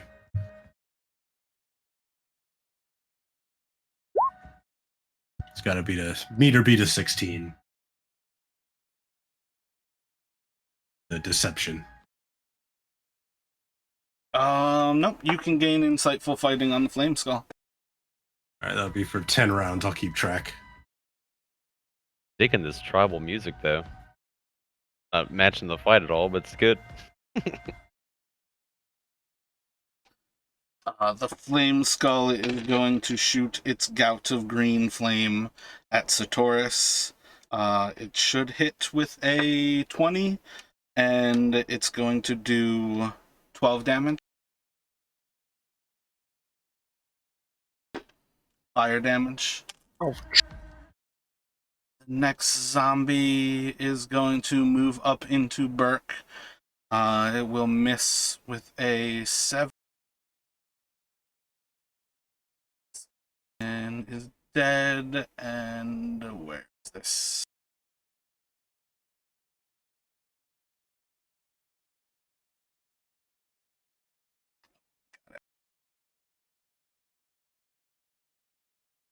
It's gonna move up alongside Burke, making a swipe. A 16. I'll have to check his AC.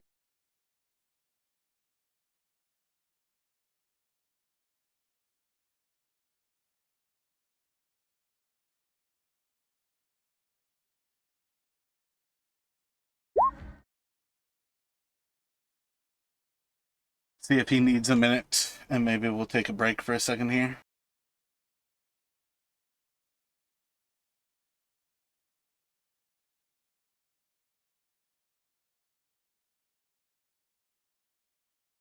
I've got my cheat sheet. He's got AC 19, so the 16 will miss. And yeah, it'll be on Burke. I'm going to run to the restroom. All right. Glad you're back, Burke. Yeah, am I still alive? I think you are. Last couple hits against you missed. Well, that's the only reason that I'm still alive. Great. The two of them are turned and two of them are not.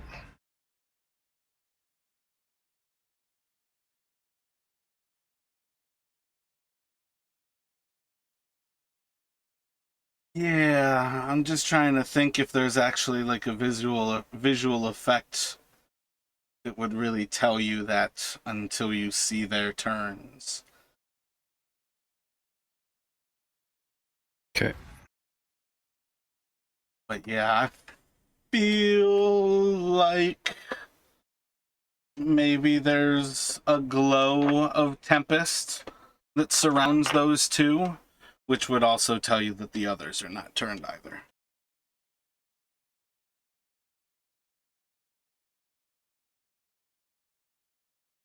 And then, assuming that's the end of your turn, Yeah. and it'll go to Victor as one of the zombies runs away. Are you there right now, Ty?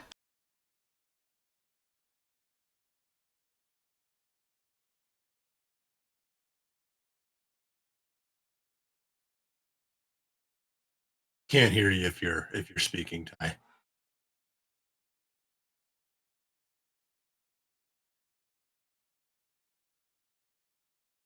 I'm back. Sorry.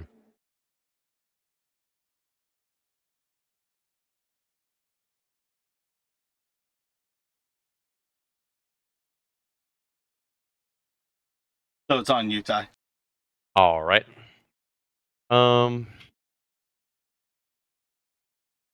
Looks like you just got the one. Gonna take it.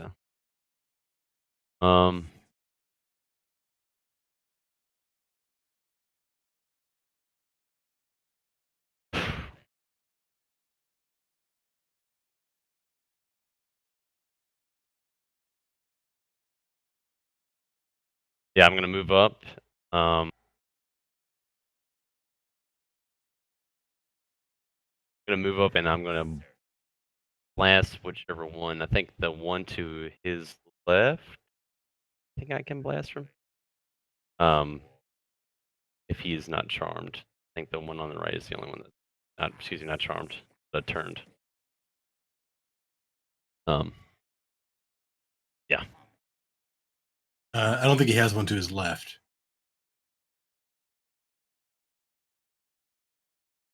I think to Burke's left, maybe he means. Yeah, the one to the northwest of Burke. I'm gonna try and blast that one. I think he may have cover or something with that, but I'm gonna try and shoot him first. Yeah, we'll have some cover. Okay. Fuck. Ooh. 16 hits. I saw a 3 in there. I was like, what the?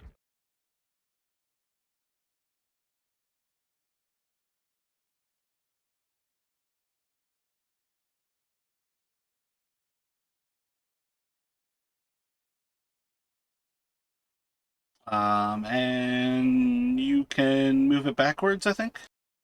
Oh yes, sir. Yep. I can move it 10 feet back. Guess from the way I'm shooting at it, yeah, to the northwest.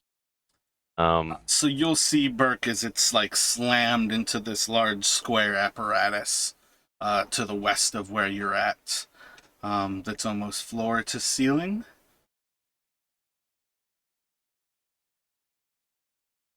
I'll say we gotta push in. We gotta get over to the other guys. I think we've kind of taken care of the majority of them here.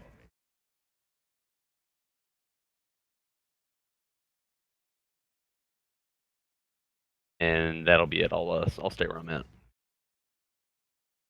All right. An archer is going to shoot past Burke at Victor for a 16 to hit Victor for 5 damage.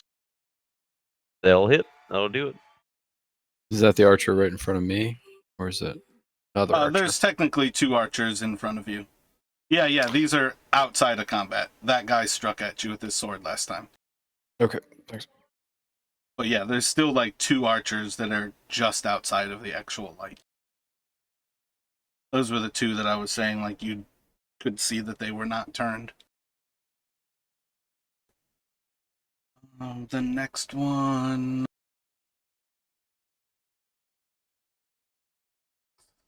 is going to round the corner. It's going to take a shot at Satoris for a 16 to hit for 7 damage. Mm-hmm. And then it's going to go to Satoris. Okay. I'm gonna attack the zombie right in front of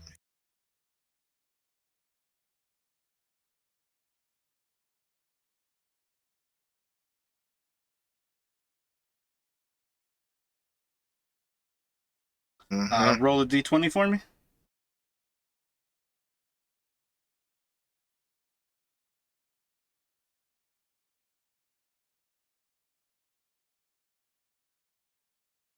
Gonna like catch right into the sleeve of Justin's arm and almost like pop a few of the buttons off of his wrist as you're stabbing forward into the zombie. I'll take another swing at the zombie.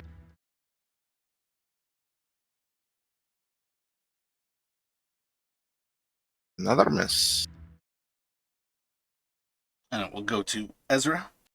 Ooh, I'm gonna try to back out from line of sight. 17 should hit you for 2 bludgeoning. I have the machete thing, so no.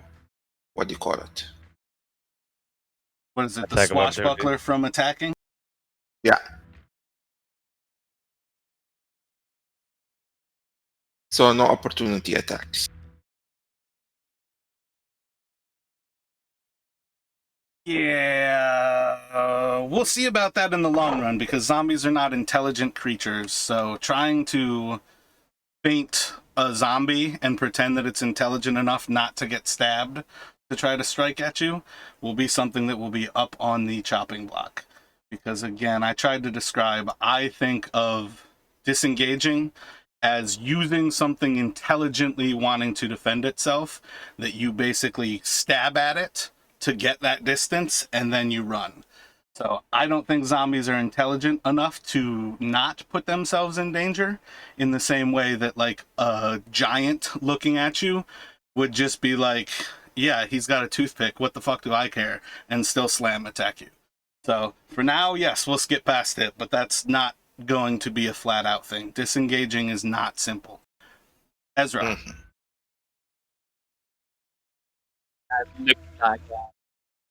I can hardly hear you. Alright, is that better? Yep, that's better. Okay, no. I want to look at Justin and Satoris to see like who's the most bloody. If I can do that. You can do a medicine check.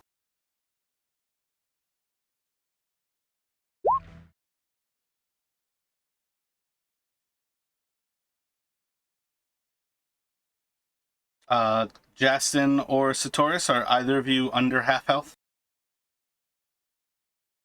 No. I'm close to it.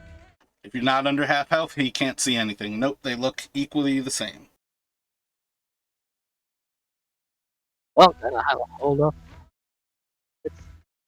I'm gonna throw fire at the zombie like directly north of me. Wait, yeah, you didn't even hit that zombie. You're definitely getting hit for that 2 damage as you disengage there, Satoris.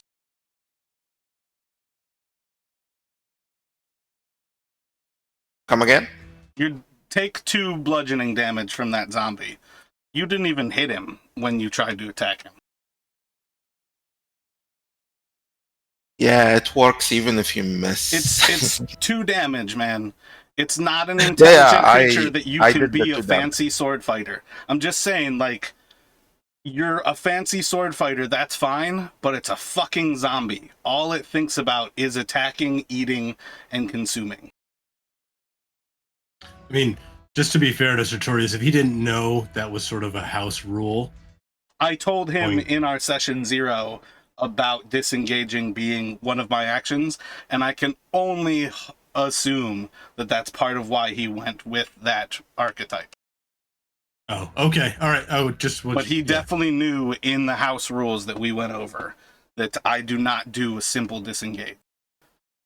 I know Okay, I fair enough. like fencing too much to pretend that sword work is just stab, stab, run.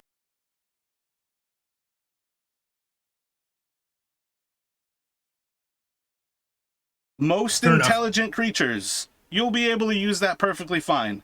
I'm purely going off the fact that zombies are not intelligent creatures. They don't have like a fear or are wise enough to stay away from the point end of a blade. Yeah, no real self-preservation in a Yeah, undead. exactly. There's no self-preservation to use for your sword work to get you to safety. Yeah, no issues. Let's carry on.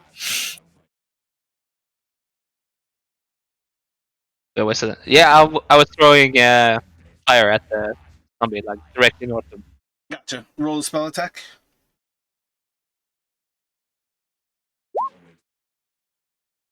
Roll a d20. Duck, yes. And a d6 for me, too.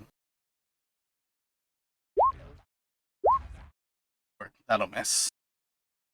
So you just kind of plink against the edge of the hallway. Any bonus? No, I'm good there. So skeleton shooting at Jason's going to miss as it plinks off the wall.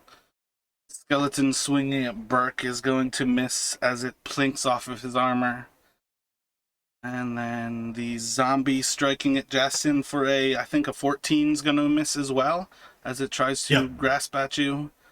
And That'll then miss. a skeleton shooting at 4 is going to be Victor for a 21 to hit for 7 damage. All right. And then the last zombie is going to go for, I think 4 is going to be just Justin. And a 14 is going to miss again. So it's going to go to Justin.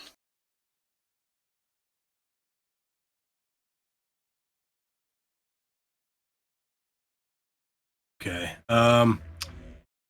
I'm going to keep attacking the one that I was attacking before to my northeast.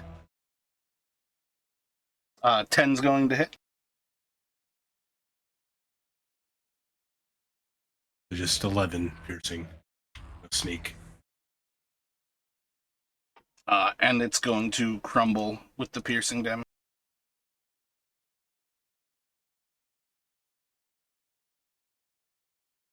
Okay, and then I'm going to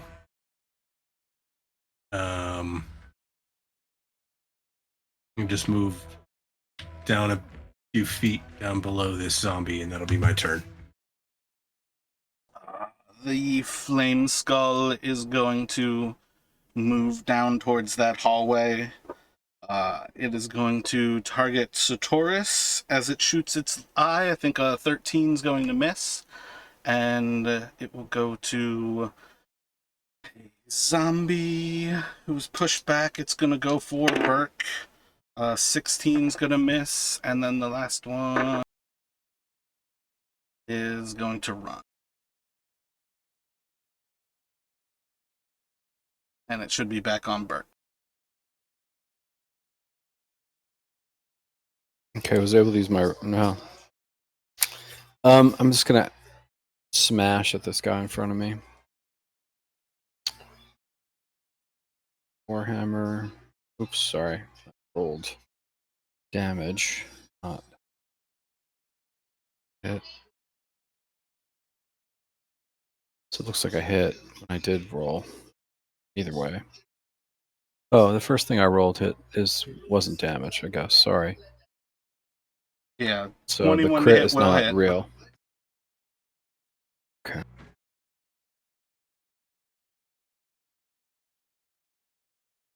That guy to my left, just to the northwest, just appear.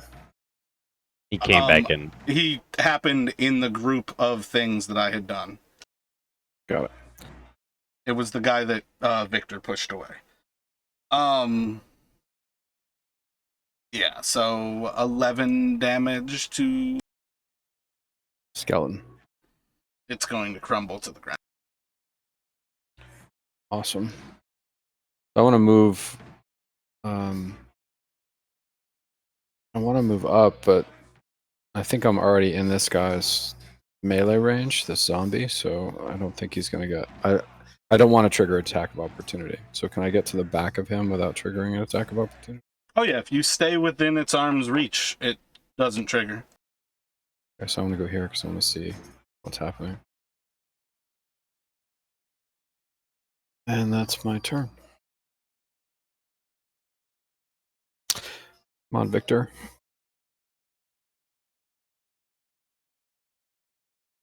Okay.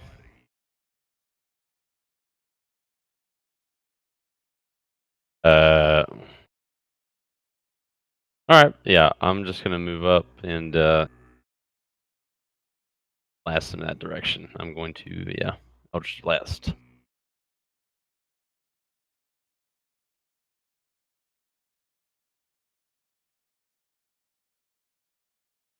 The one that Burke's in combat with? Yes, to my northwest. Yeah, 13 hits. Okay. It's gonna again slam it back into the foundry, and you're just gonna see as the last remaining ligaments holding the flesh and bone together are just going to crumble. Okay, and then I'm going to move up. I was originally right here, so I'm gonna.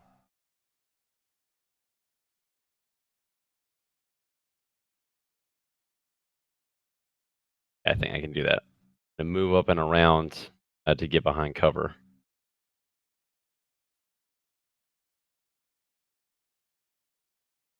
Right there. That's legit. Yep, and that'll be the end of my turn. One archer's going to plink at Victor for a 23 to hit, and it's going to do 6 damage. All right.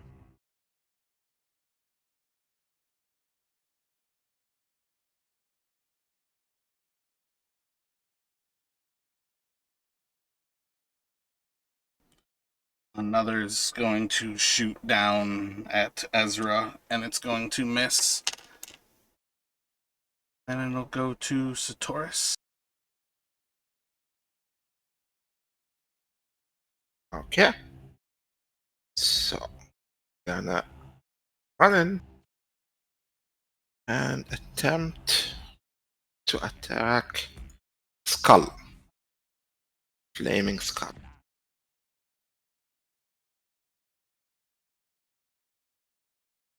A 7 is a miss, and with my offhand as well. A critical hit with my offhand. Nice. Oh. Again with the low attacks. Is that 9?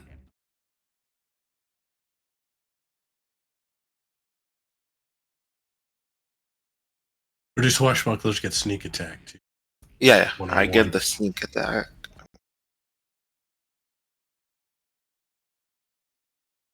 I think it's In 19. this case,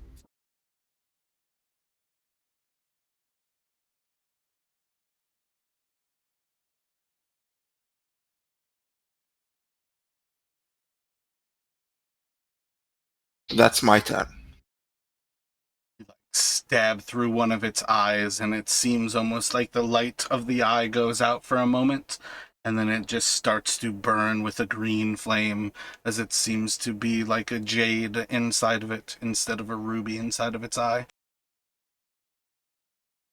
It'll go to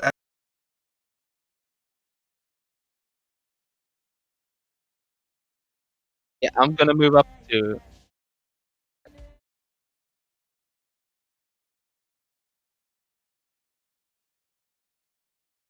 Oh wait, I don't think I made a.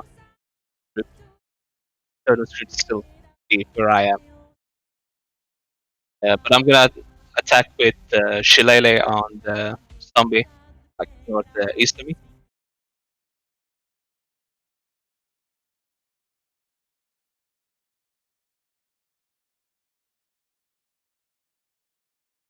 $15 hits. You still have not put health points into your actual character on D&D Beyond. I have 20 health points there. Still showing you as dead. That's weird. Yeah, you're dead on roll 22. Weird. I'm a zombie moving around. Anything else from you there, Ezra? No, that's the end of my turn. Skeleton moving forward. It's going to shoot at Justin for a 22 to hit for 5 damage. Skeleton going to shoot at Burke for a 12 to hit. Miss. And then the zombie is going to strike out at Ezra for a 9 to hit, and it will go to Jest. All right, so I will attempt to attack the zombie up on the stairs in front of me, my north.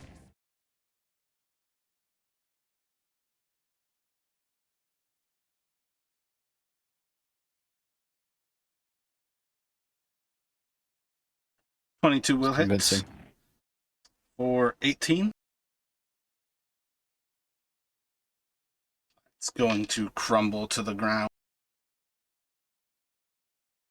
All right, and then I'm just going to move 5 feet up the stairs space.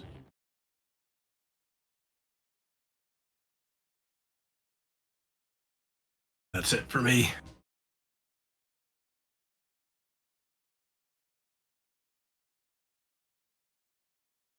The flame skull is going to shimmer with a plethora of colors, and all of a sudden you're going to see 3 skulls in front of you as they're almost lost in a kind of mist of green flame. And it's going to go to a dead zombie, a running zombie, and Burke. So looking at the mechanical device to the left, to the northwest, is it possible to leap over that thing, or do you have to go south to get around it? It's essentially difficult terrain to move between the actual bellows and the foundry. The foundry itself, though, is ceiling high. It's like 20 foot high in this room. So you can go around or you can jump over the bellows, but otherwise it's pretty much just around. All right, I'm going to cast Cure Wounds on myself.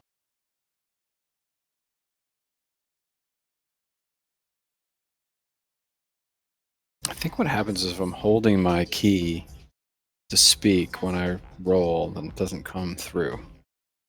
Yeah, I Can saw you on see- I saw on D&D Beyond when you did it. Yeah, that's so okay. I think that's what it is though, is because I'm holding caps as my key. So I'm gonna do that, and then I'm gonna rush forward into the melee range of these zombies to keep them from firing arrows.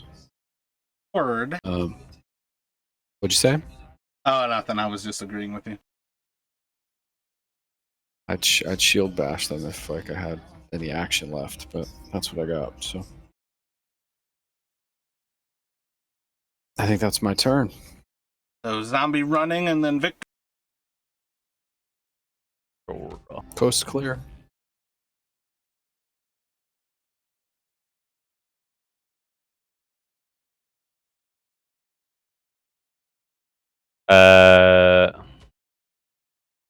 Do. Okay. I'm going to run. Not that. Oh no way! I have 30 feet. Never mind. I can't do that. So I'm going to attempt to blast. Yeah, I'm going to attempt to blast the. I'm going to move up here, and then I'm going to attempt to blast the one on the. Yes, straight to the north of Burke, off the little cliff there.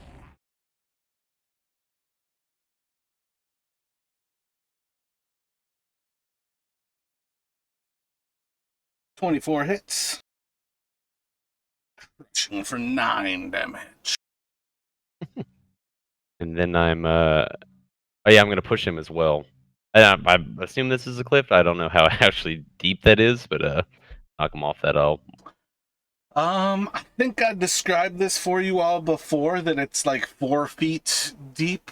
This is like the little, you guys had walked from the opposite way, and like you saw the point where like the ceiling got low and you would have to almost like kneel to cross underneath it. But from inside here, you can actually see that this was the waterway that would turn the wheel, the water wheel, that would turn the bellows, that would feed the foundry itself. So it's pretty shallow for what it's worth. It's far Gotcha, wider okay. than it is deep. Okay. Well, shit. I'll do that, and then I'll move back behind cover, actually, this time. Right there. That same skeleton is going to take a shot at you. Can have +4 cover as you're running, and it'll have a 19 to hit. That'll do it. Alright, 7 more damage. Okay. Is this like the foundry, like 3 feet taller, or like how, like, I don't understand how I'm not getting like a full coverage from that angle. I guess like The actual forging space is a gap in the center of it. If you wanted to crawl over that space, you can, but it's like where you heat ore to cook out the actual metal that you would extract. okay. All right. So yeah. All right. I got you. But like the actual apparatus, like you can't really climb through it because it is essentially just like the hood over top of where you would like heat the coals. And then as well, it's the fact that this thing chases after you. It's the same 6 seconds. You were not behind cover for most of that turn. So you're not getting full cover for being behind it. If you're going to pop an attack, I'm not just going to always attack Burke because he's the only one presented as a target. Gotcha. Next shot is going to go into Satoris with a 7 to hit. It will miss, and then it's to Satoris. So this this flaming skull has split into 3, or it appears like it's split into 3. Yeah, from your appearance of it, you see like 3 of them in front of you, kind of thing.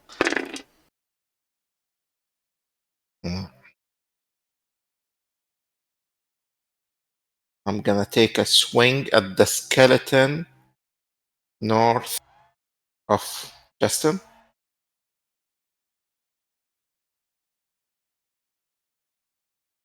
It's 13 hits.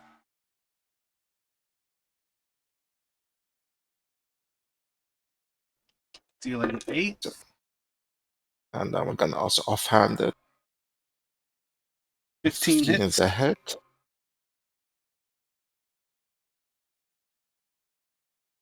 It's not rolling the damage.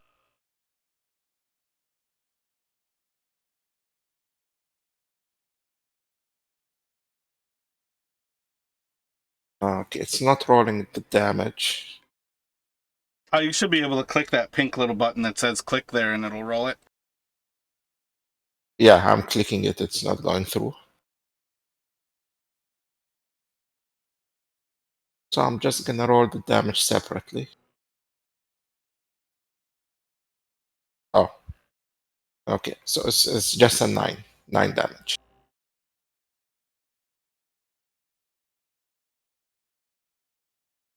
And that's my turn. It's gonna crumble as you stab into it there and kind of dissipate into a dust.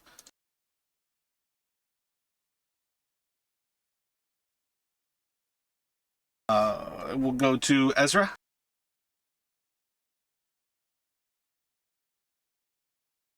I'm gonna use Healing Word on Tutorius.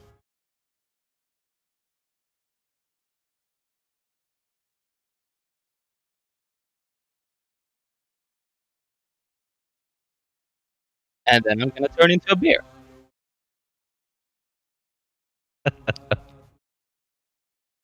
All right. Archer is going to shoot down into the bear, and it should miss with a 12. And then one is going to swipe at Burke, and that will miss with a 15. And I'll go. Did you shoot at 12? Yeah, Because for that you? actually hits. All right. Yep. So for 6 damage to your bear form, and then I'll go to Justin.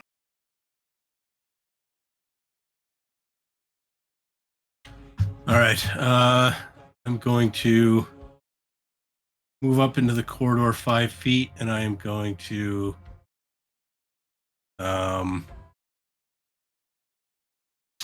I don't know if I can use a bonus action to try and discern which of the skulls is the real one.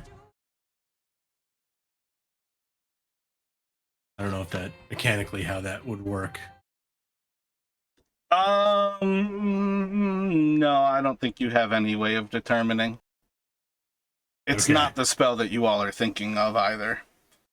Yeah, and it 3 was has just a an magic attack. number that I said there. Okay, and it hasn't attacked since then, so I wouldn't Correct. have seen this right. Technically well, I'm just gonna. speaking, from the meta knowledge, it used blur, not I can't think of the one that you create 3 clones. Mirror image. Yeah, not mirror image, it used blur, so it's simply disadvantages to attack it. Okay. The moment I said 3, I regretted it. So I am going to try and attack instead the skeleton to my north because I'm not sure which of the skulls is the right one.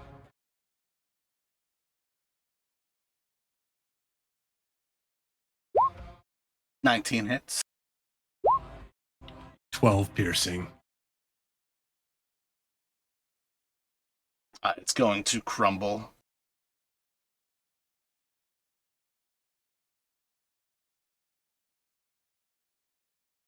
God damn, y'all clean them up over there. Shit. All right, and then I'm going to just move back down the stairs 5 feet. I knew it had more shots with that. Son of a bitch. The flame skull is going to rotate as it seems to be looking around at this position. And it is going to move to the northwest. You two can take opportunity attacks at disadvantage if you would. Yeah, I think Justin would stab at it.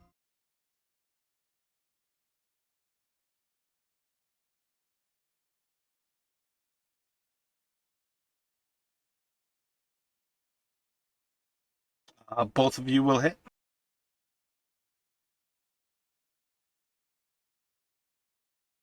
And I have insightful fighting, so I should get the sneak attack. You can't get sneak attack if you have disadvantage at all. Oh, that's right. Yep, you're right. So just 7 then.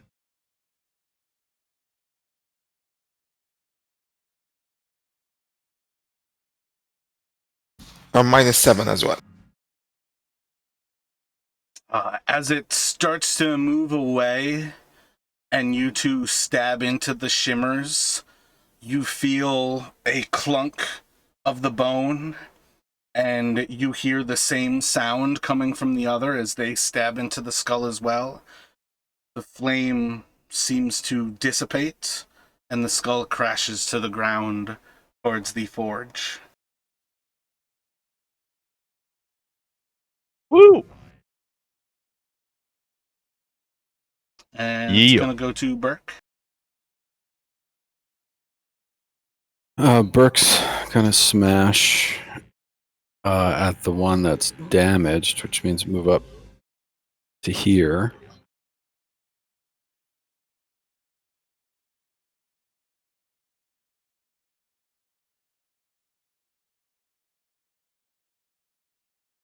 $17 will hit. And it's going to be pretty severely fucked up, but it seems the magic is holding on.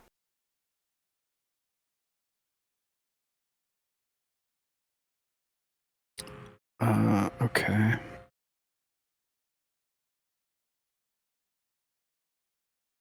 I think that's what I got.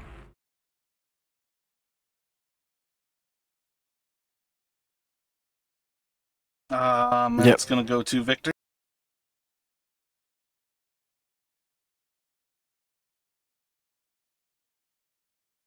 Okay. So, is there any chance at all that I would have heard the green skull thing dying, or seen it by chance? No, it dying would have sounded little different than any of the other skeletons deanimating and their own bones falling into the stone. Alrighty then. And then I'm just gonna. Light-wise, I'm probably in pitch black over here. So My lantern's out too. yeah, right now, essentially, Burke is the only actual light source. Roll a perception check.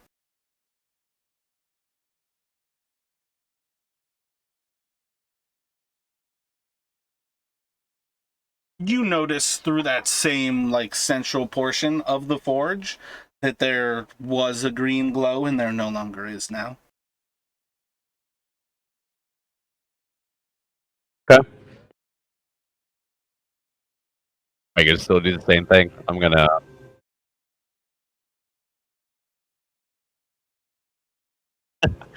I'll blast the one that's still up here with me on the same level as me. I'll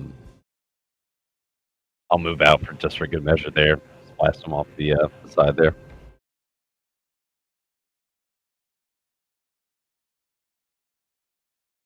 Fuck. Gonna be a big swing and a miss. Yeah. And let's see, the one is going to... Damn, I had a lot of 8s, so I think this is the next pre-roll die, but a 12 to hit Burke is going to miss. And it'll go to Satori.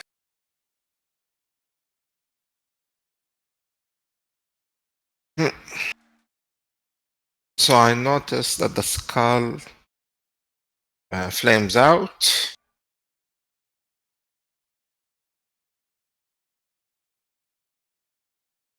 So I move to this wall. What can I see? Can I see beyond this windmill thingy? From where you're looking, the bellows pretty well covers everything. You can see signs of Burke on the opposite side, lit up and fighting. You can hear more than you can see from there, though. But you do see the lower, like the bellows is basically in silhouette where you're looking. So the southern point where the bellows meets with the foundry is an area that you could cross, and you can see that pretty easily. The structure between the wheel and the bellows is easily over man height, and the bellows itself stands at almost like 12 feet tall. Never actually thought about whether it was filled up or compressed, but we're gonna go with filled up. So I can walk under it, basically? My bad, what was that? I said this, so I can walk under it, yeah? It's difficult terrain, but if you go to the south, you can walk over 5 feet of difficult terrain instead of, like, climbing the whole bellows. Okay. And I noticed some fighting going on, so I'm gonna head there.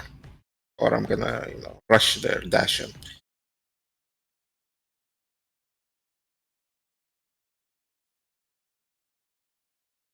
So my dash over 5 hard. And my cunning, I can reach up to here. And that's where my turn ends. Wait, that used all 3 movements? That's You can not just move- your action and your cunning action? Or that's just your movement and your cunning action you used? Oh yeah, I can attack. So I'm gonna strike him. No, And my bad. 22. I think you are actually 5 feet short of being able to attack. Because Aha. the difficult terrain would end you right there at Yeah. 60. I got you. Yeah, so ignore the attack, and that's my turn. And we'll go to Ezra. I'm gonna dash. Here I have 40 fate as movement, so that's 80. So let's see how far I get. Yeah, its next attack is at Burke anyways. With a missing shot, so I don't see any reason why you all cannot clear up these last 4 undeads kind of at will.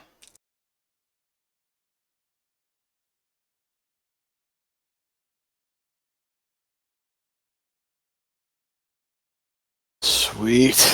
Thanks, guys, for coming and bailing me out. He had him. He had him. He had him on the ropes. Yeah, I'll also have picked up my lantern and relit it sort of as we back in.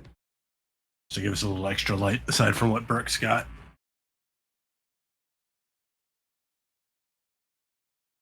You have the foundry. Yeah, we did it. And amazingly, we're not dead.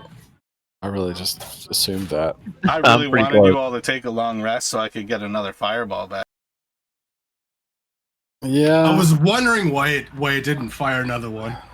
Because the long rest, Dude, yeah. you guys think I'm fucking cruel if you expect me to create a creature or give you a creature to fight that's going to drop multiple fireballs into you.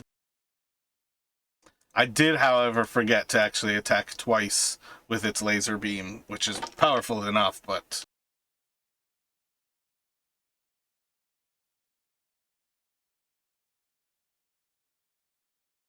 Alright, so, what can we see? How's this I'd like forge to- work? I don't know. Jason would like to go look at the skull, just trying to make sure it's actually destroyed. Maybe like crush it into little pieces. He's still paranoid about like the last attack. He just wants to like make sure it's like really, really, really dead. Seems to be intact. It's no longer burning with green fire, but you can certainly try to destroy it. The actual foundry itself, Burke, it seems very clearly is powered by that lake. So on some level, you have to repair the old stream actually running through this area instead of how it's diverted down that culvert up to the northwest of you all. But other than that, most of it seems just kind of ignored by time, not necessarily in disrepair. There's plenty of signs of battle in this area, but as you kind of go through most things, it seems like much of the fighting here were also the very reanimated corpses that you all had to fight again. Got it. That's interesting engineering problem for our dwarven friends, I think.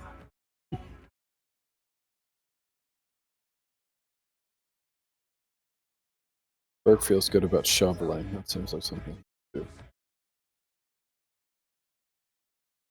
do. Mm-hmm.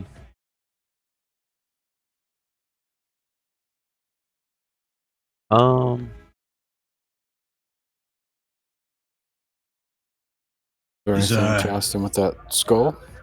Yeah, I guess Jason would try to essentially like kind of crush it beneath his boot, like see if there's any way to, do more damage to it while as it's sort of lying on the ground. Can I have a look at that before you do that, real quick? Jason will pause like with his foot just above the skull and sort of look back at Victor and nod. Little bits of the creaking and like chalky almost sound of bone on stone. I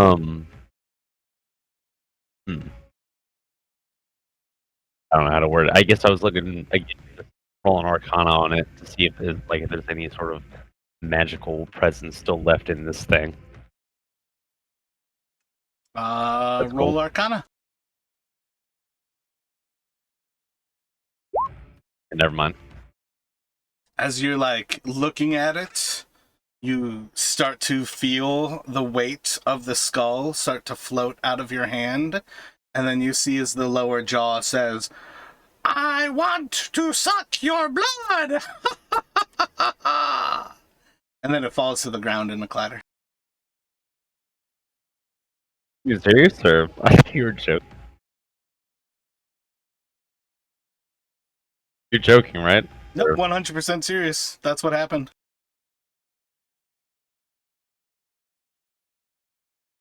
All right.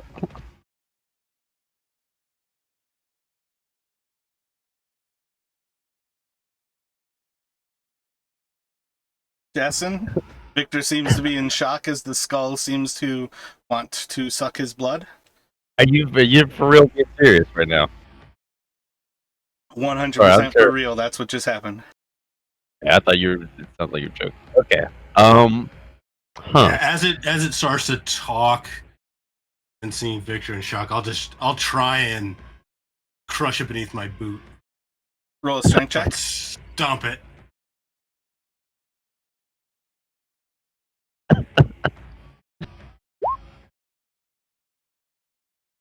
Part of the jaw breaks, but most of the skull itself just kind of like, with the pressure, like pops out from underneath your boot, and it just like shoots towards the wheel of the bellows, and then just like kind of falls into the like canal where the water would run through. But you like cracked and broke part of the jaw.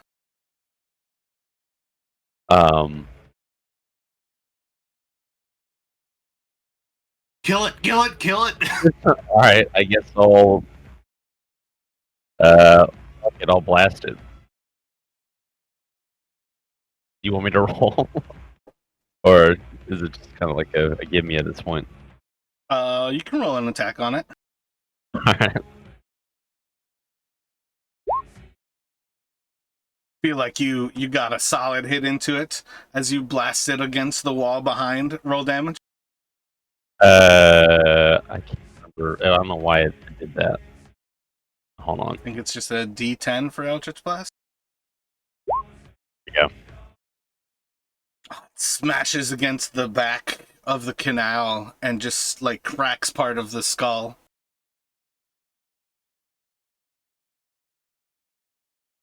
Fuck it, I'll blast it again. I don't care. I'll blast it till it's destroyed at this point. After a You guys few want moments, me to smash that with my hammer? Or if we could do that.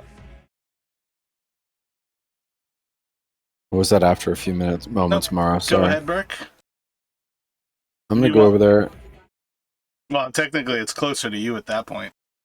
Oh, is it? Yeah, Alright, well, I feel like he I would have think- blasted it kind of over there at that point.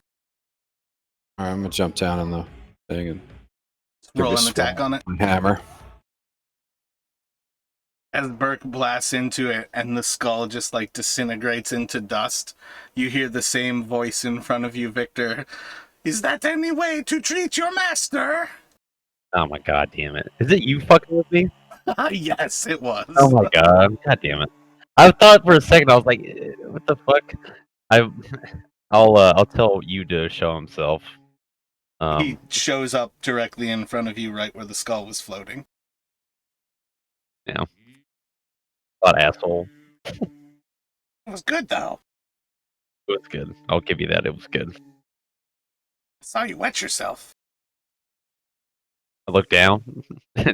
I didn't wet myself, did I? Made you look, though. All All right. your friends know that you thought you did. And that's what really matters. I like your friend, says Burke.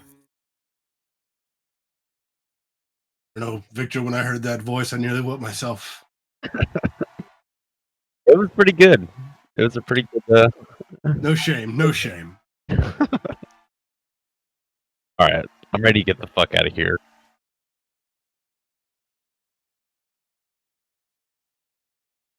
Oh wait, do we want to go back to the store real quick? It's like, Should we if the I don't know, I know you said the skull was disintegrated, but if there are still pieces of it, if we could maybe bring it back with us to the temple and just sort of show it to the black spider and the dwarves. Yeah, I mean, there's definitely like fine powder and larger particulate. It's definitely not like completely gone.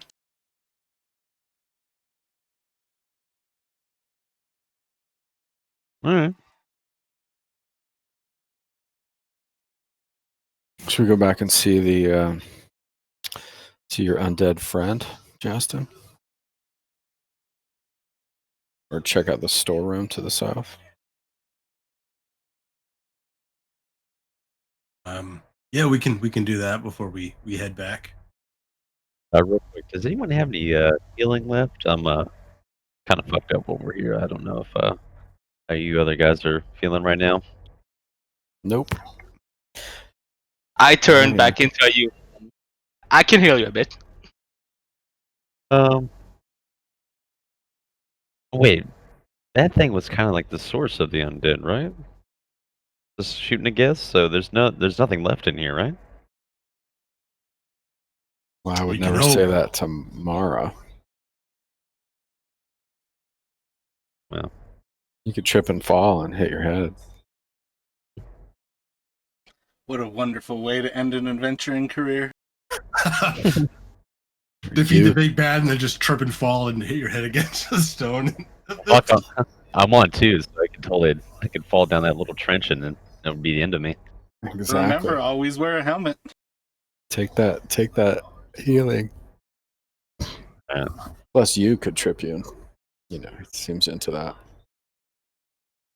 I'll tell you, he's never allowed to trip me. I don't think I'm allowed to kill you. Yeah. Quadriplegic. I'm pretty sure that's legit. It's in the contract.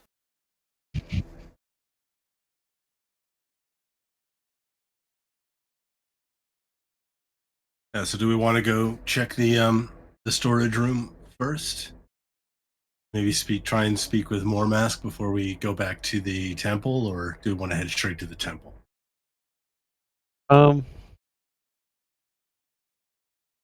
Yeah, let's go. Let's wrap this up. Yes, just make sure there's nothing in the storeroom, and then Guys, And, go to the storeroom, and there's old stores that are 500 plus years old. It was meant to be a place to rest that's safe to shut yourself in. nice. Cool. So let's go see Mormask. Yeah, I guess. Yeah, we head back to the wizard's quarters, and Justin would try to sort of speak with Mormask again. You As we go walk in in there, I just wanna slap Victor on the shoulder and cast Cure Wounds. All right. Nice. You go to the wizard's quarters, and there seems to be nothing in there, like no response. There's no like air moving or anything. So I'm going to move to the chest because he said his treasures couldn't be ours as long as the curse was still up. So might see if he can move to the chest again and try to unlock it, or if it's locked again. I believe you unlocked it before. It's a pretty simple test. Just do a roll a d20 for me real quick. Essentially a not one. Of course. As soon as you said that, I was like, "Yep." So have I told you about breaking parts of your thieves' tools yet? I think it's just going to be a -1 against that thieves' Yeah, this will be the second time it's broke because I broke it the first one against the box. The box that I'm still carrying around with me. So it's -2 now. Yeah.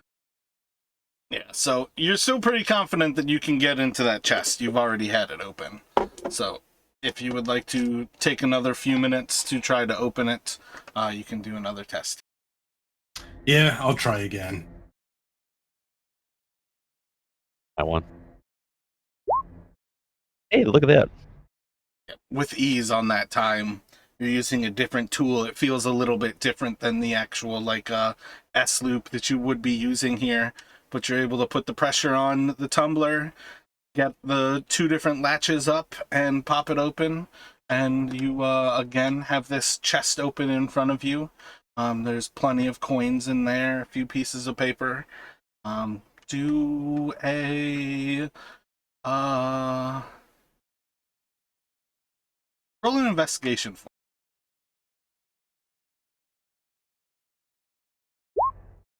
Noise.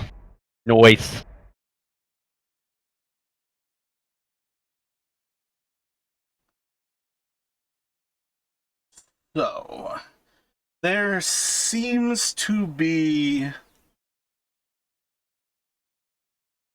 more things than when you last looked in here. As if you're kind of like moving things to the side and just like delicately like moving them, looking around to see if there's any sign of this wispy creature coming back and like approaching you, and it doesn't seem to be doing anything, but you almost feel like there's like more space. And after a few moments you kind of like go through the coins, depending on how you want to transfer this.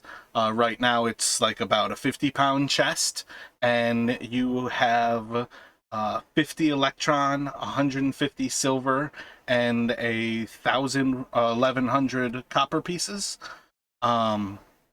There is a piece of paper inside, wrapped into a small little bundle of parts.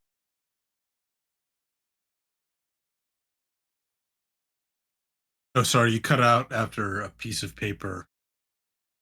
My bad. Wrapped into a small bundle of parchment. You all should see those at that point, the 2 pieces. And then there are 2 platinum rings, like realistically untarnished silver rings, as well as a like a small stick the size of like your forearm.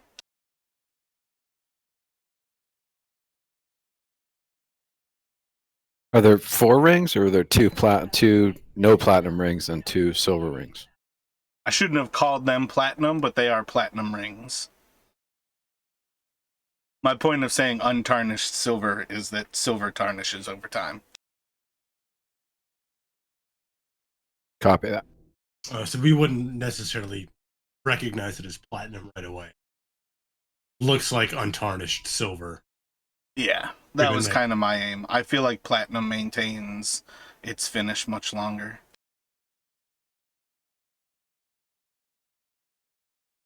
Okay, and just want to make sure you said 50 electrum, 1,100 copper, and 150 silver.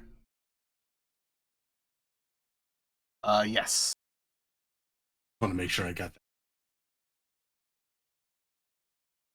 Yeah, so I think we can add the coins to the party loot and the rings. It would sort of, is this written in common, the fragment? Yes, it is.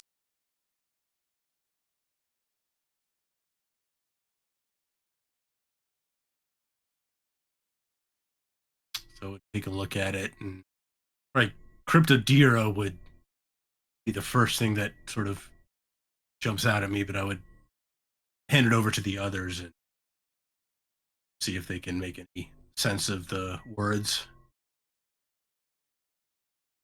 Hmm. Picture almost looks like a something screaming, maybe. Can't quite make it out. Like a demon or something. Or, yeah, maybe with those horns.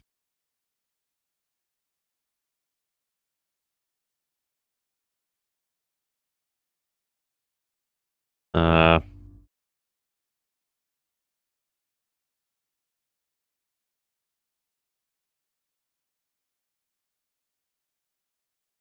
And I would maybe hand the small stick I had found to Victor and see if there's anything he can make sense of.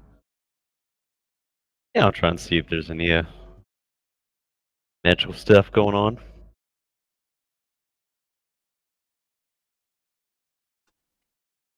What would you like to Fun. do? Just looking over it? I was looking over it with our Arcana and see if there's any magical stuff. Seems to be a stick. Yep. With that roll, yeah, I got nothing. Can I have that? Can I take a look at it? Hand it over to him. Oh my gosh.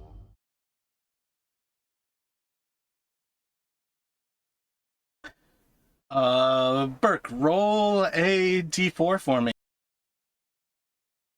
And then roll a d3.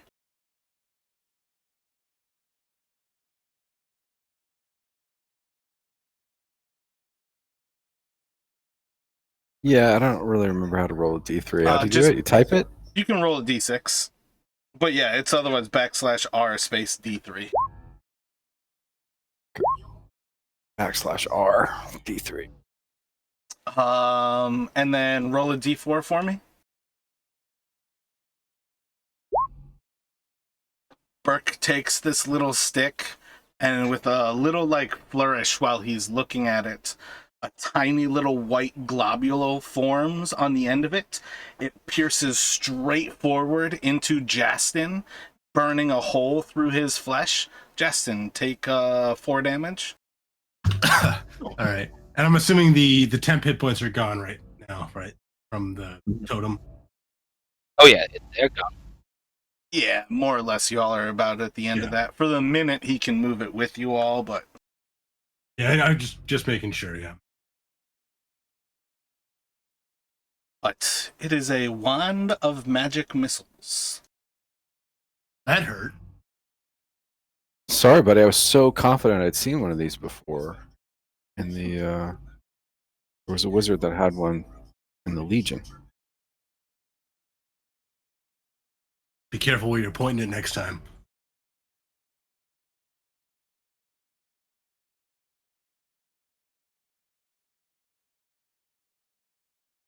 It also can't miss, so... Doesn't matter where he points it. I'm just always thinking about you, Justin. Sorry, buddy. It's almost as I if don't it- think Chasta would know that.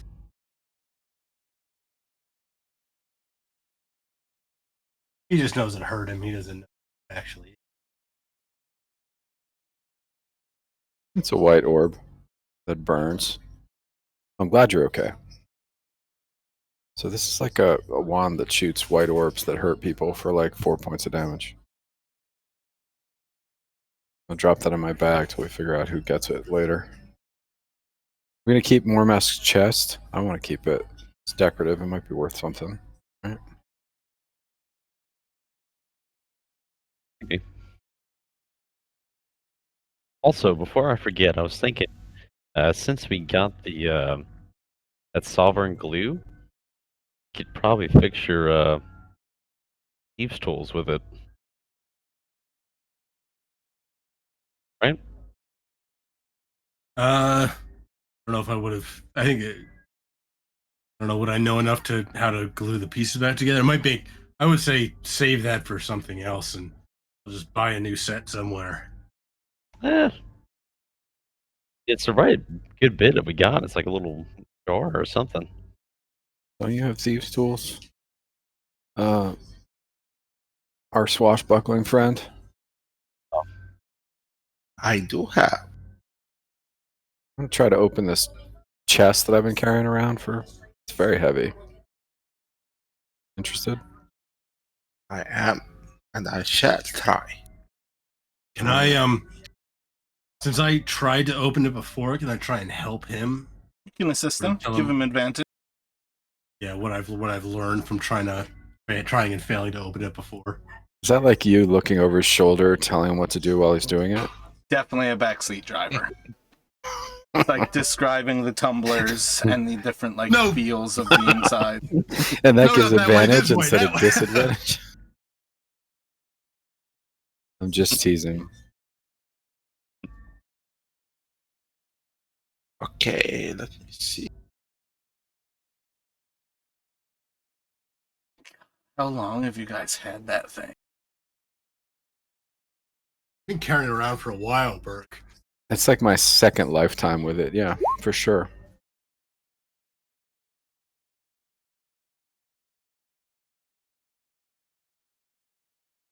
So 14.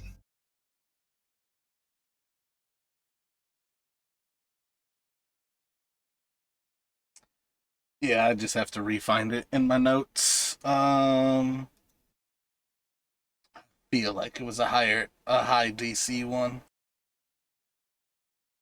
I had rolled really low. I think it was, you said, more than 5 or 10 below the DC. I think I rolled like a 9 or something. Yeah, that's what I mean. It's like the lockbox from the entrance.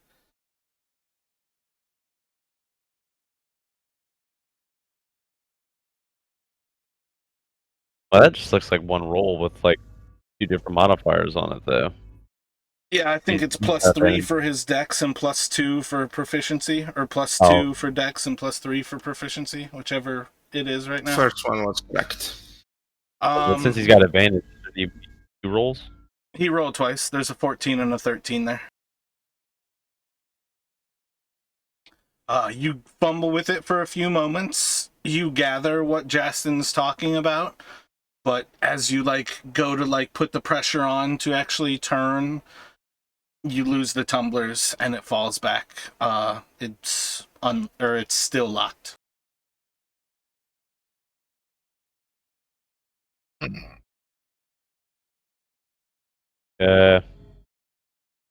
Want me to just blast it?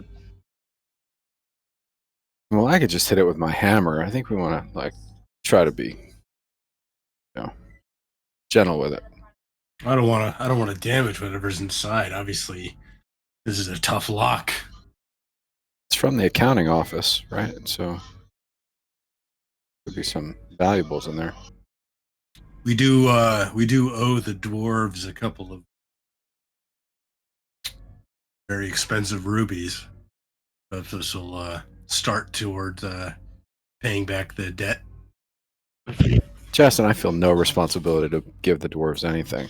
Where'd that I come was from? about to say. Well, they agreed to work with the spider, and spider saved 2 of us already. As she should. She couldn't sort out that skeleton thing. That skull thing. I think we're paid and pay there for that one. But if you want to work for the dwarves and pay that off, then you can. But I don't want to do that. I feel like I owe them. I love that you're such a loyal rogue. Well, also without those eyes of Doomathoin, Ezra wouldn't still be dead. Sure. He's not dead right now, though.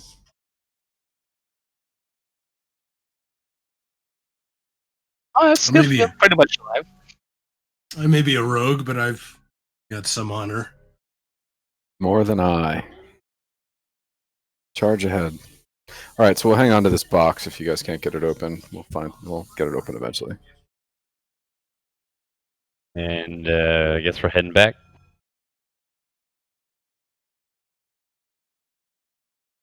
Yeah, I think after the getting the chest over from mask, it probably, if you guys can think of anything else, I'd say we head back and let the spider and the dwarves know what occurred. Yeah, let them know that we cleared out, well, most of the place now, if not all of it. Yeah, I think we're done. Done with this shithole. Let's get out of here.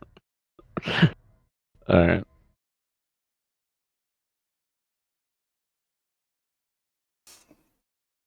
Heading back to the Temple of Dumathoin. Yes, sir. Anyone have ideas about this? About where these 9 people are beneath the font? Are they like under the lake? Uh.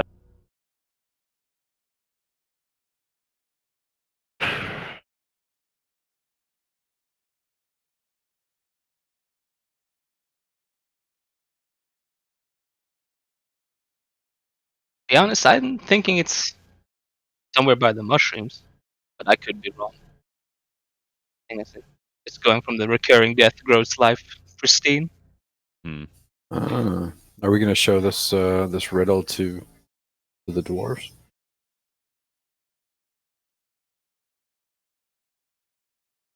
Yeah, no, I don't really feel like they need to know.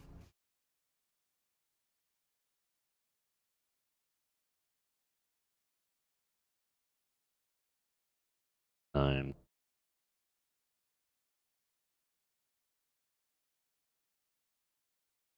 It's totally like it's something we can't roll for, right? We have to actually figure it out. I can't just roll intelligence to try and figure this out. The little riddle. You just want a blank intelligence? I don't know if you can roll high enough for no more insight than that. I gotcha. But you can roll an intelligence check. Yeah, I'll give it a shot.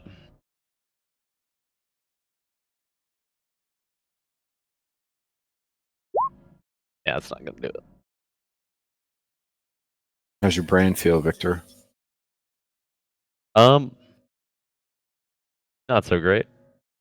About average, I guess. Not bad. Yeah, I think about the only thing you can gain from that is maybe that this place wasn't overrun by undead when it would have been written. So it's probably not talking about this place.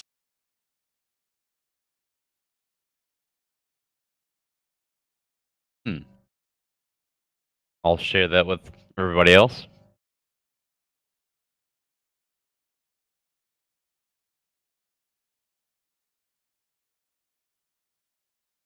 Should we head back to the temple? Yeah, it Yeah. seems like maybe overseas of blue and green. That suggests an ocean. Cryptodira, seek your shore. I don't know what Cryptodira is, but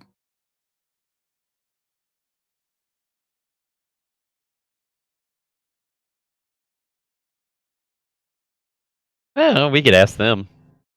They might know what we're talking about here, or what they're talking about. Whoever wrote this.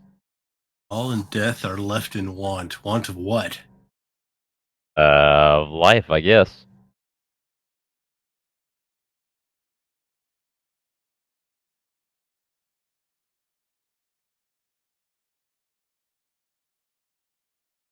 Recurring death grows. Like if Cryptodira was a was it like a proper noun, it would have a capital. So maybe Cryptodira is a place that things can be lost within.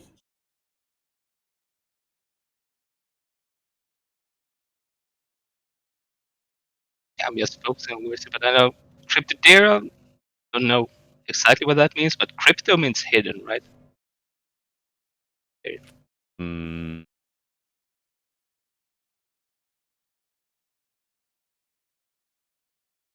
I wonder who the 9 are. Maybe that's something that we can learn from the spider or from the dwarves.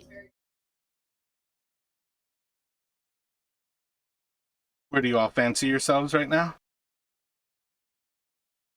It could be right. We'd probably be discussing this on the way back to the temple, right? But Yeah. how far along have you gotten by now, basically? Like halfway or almost there? Or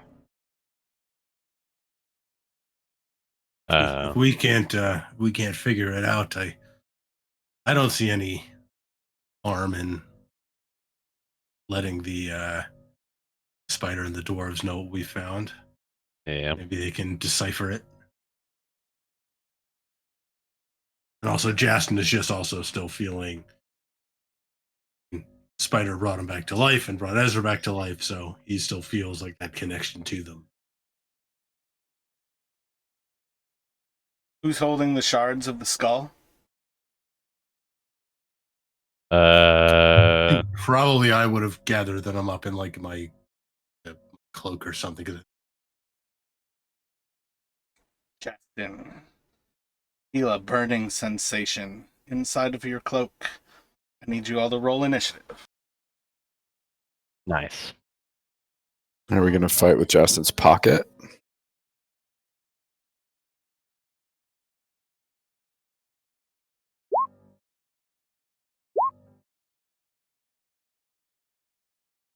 Sake. Are we still in the foundry as well? I guess. As far I as think I'm you- concerned, you all are essentially outside of Mormisk's home, still discussing in that general area. You Gotcha. never really gave me a response. Yeah, we were just saying like we were kind of on our way back to the temple.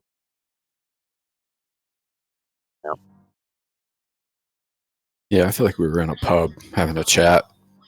It's probably not the best idea in a dungeon, right? yeah, probably not.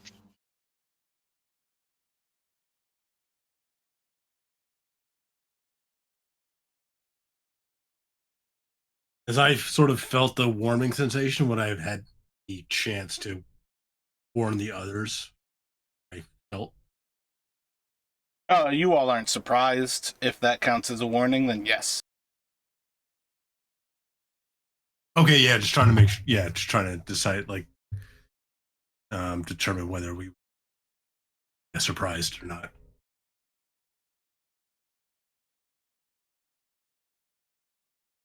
And if I would have had the chance to like essentially feeling it, sort of like dump it next to me or something.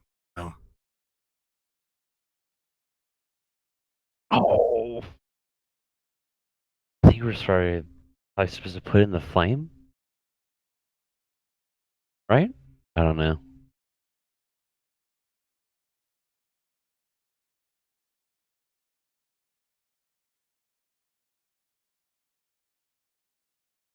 Shit. Or we can try it after we bait the snot out of it again.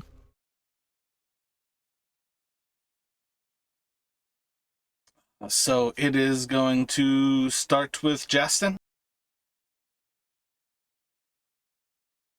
Okay, does the skull look like it's reformed, or is it still in pieces?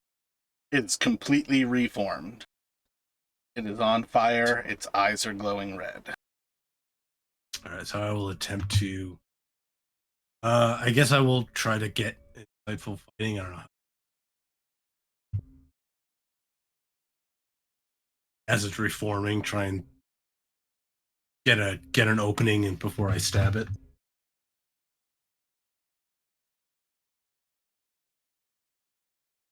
You do indeed. All right, I'll try to essentially stab it like through one of his eye sockets. Like shout to the others, like I thought we killed this thing. Apparently not. Oh.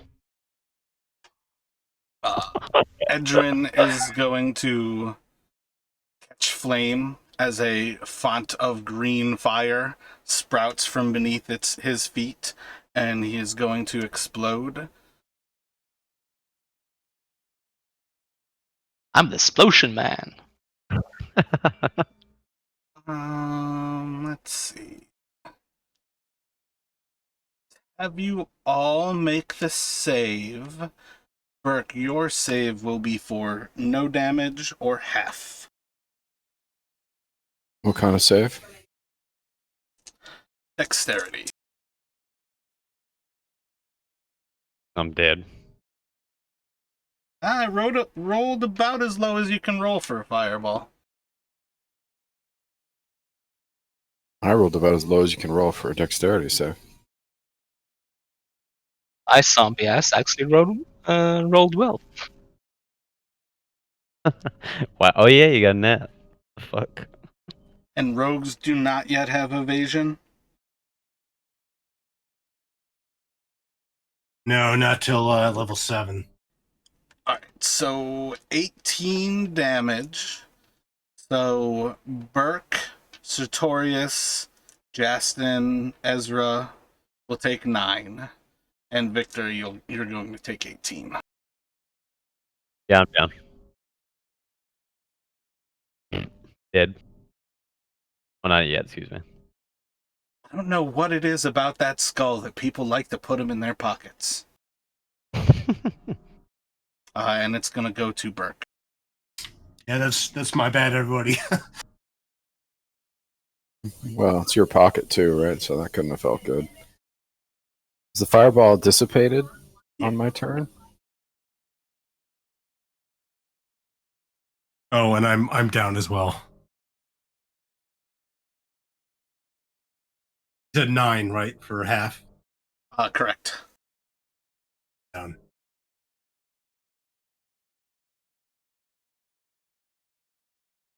All right, I'm going to use my action to spare the dying on Justin.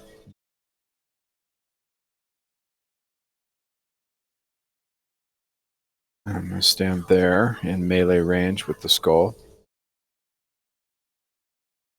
And I think that's everything I can do. We'll go to Victor. Can you click to set in that little red die, set it to whisper, and then roll a death save for me to see?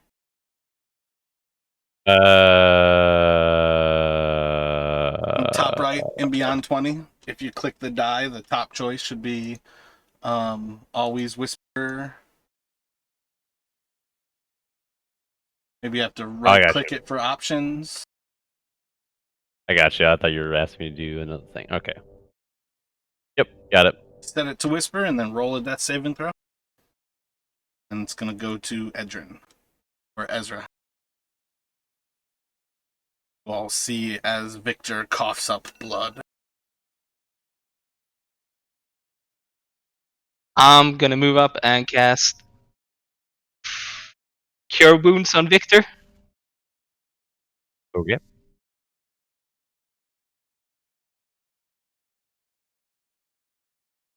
Noise. Wow. Crushed.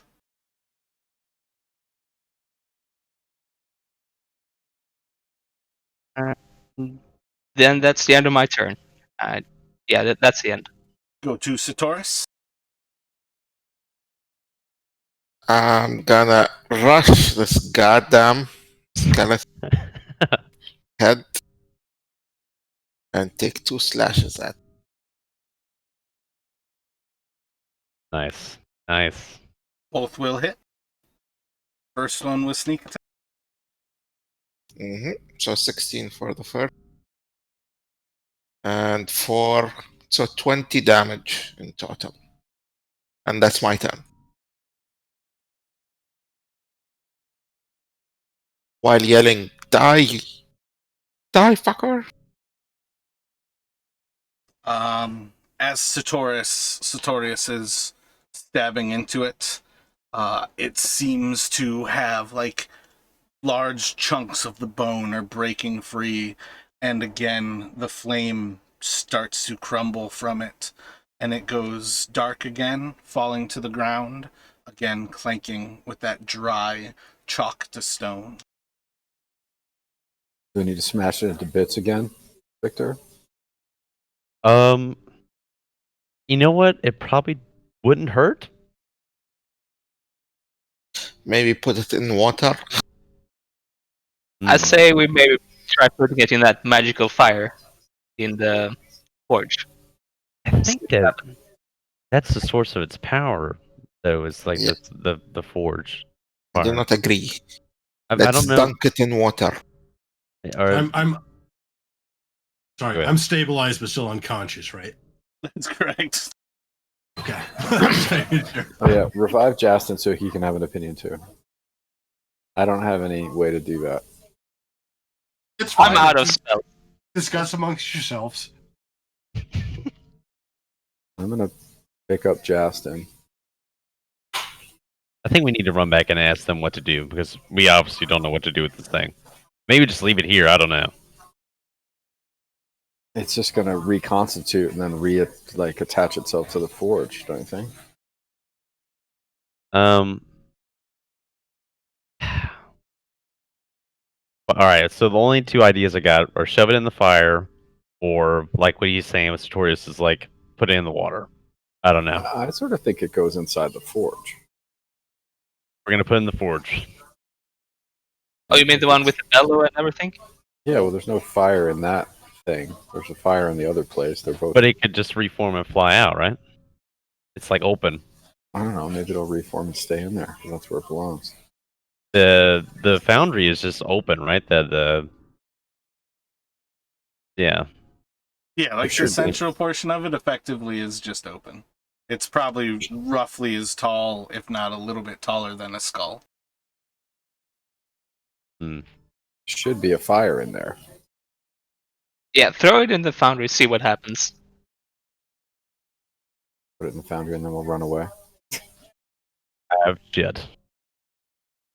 All right, I'm gonna carry Justin. You guys do whatever you think is right.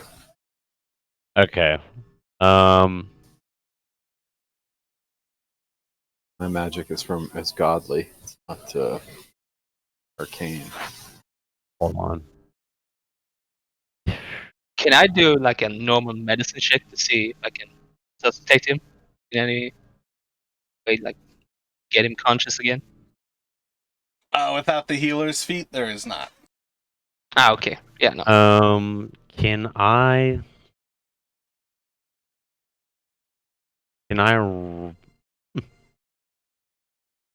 fuck. Can I roll to see if I can displace this magic somehow? Like figure out how to do that? So it'll stop reforming?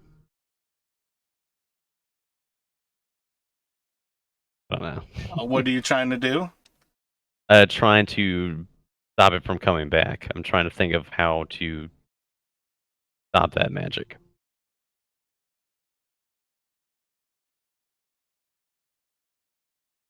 Mara, is the healer's feat? By the healer's feat, do you mean proficiency in medicine? No. There's an actual feat that you can take that is the healer's feat, Okay. and it lets you use a medicine kit to heal a person a goodly amount of hit points, like once a long rest. And then if they're unconscious, you can always give them a single hit point using the actual healer's kit. Versus what I can do, which is keep them from dying. Yeah, like with an actual healer's kit, normally you're essentially just stabilizing somebody in very much the same way as Spare the Dying does. With +1 hit point. Yeah, I've actually got the healer's feet in another game, and it's insanely good, especially for parties that don't have a dedicated healer. What are you saying about the 1 hit point though, Burke? Well, Spare the Dying, you don't get 1 hit point, but healer with the healing kit, you get 1 hit point. You can always stabilize somebody with one. Essentially, you stabilize them, and they come back with one. Yeah, without the healer's With the feat, I healer's don't feat. think you can give somebody a hit point no matter what with No. the healing kit. Yeah, spare the dying just stops the dying. Doesn't give you the one hit point. They're both of those are the same thing. If you just have a healer's kit, it's effectively a test to get to what spare the dying gives you. If you have proficiency in the healer's kit, it's automatic. If you have the healer's feat, is when you can start to actively heal with the healer's kit, giving actual hit points and gaining like actual consciousness versus just stable and unconscious.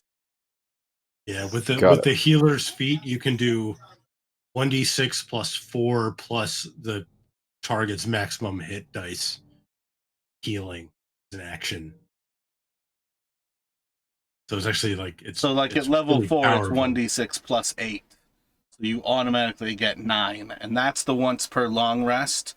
Once you've done that for somebody, if they're unconscious, you can always give them a single hit point with the healer's kit. Yeah, I think the feat is actually once per short or long rest, but I mean the main drawback is it takes that feat is worded like a shit show, but I'm pretty sure the actual like big heal is worded well enough that it's a single long rest. I mean that makes more sense. I mean, the other DM gave it to me essentially like he lets me use my in that other game I'm a thief, so I have the use action bonus action, and he lets me do that, but that's only because we have no other healing essentially. When do I get more feats? Depends. If you level up your fighter, you get them more often than as a cleric, but it's usually essentially every 4 levels. Got it. All right, so are you doing an Arcana check to see if we should put the fire back in the fire place? Yeah, I think you can try to figure out what you might be able to figure out doing an Arcana check here. Is that all right if I do one? Do you have Arcana proficiency? No, I'm just, Yeah, I gotta give it to him for Arcana asking curious. the question. Okay. I whispered it to you, but I didn't mean to.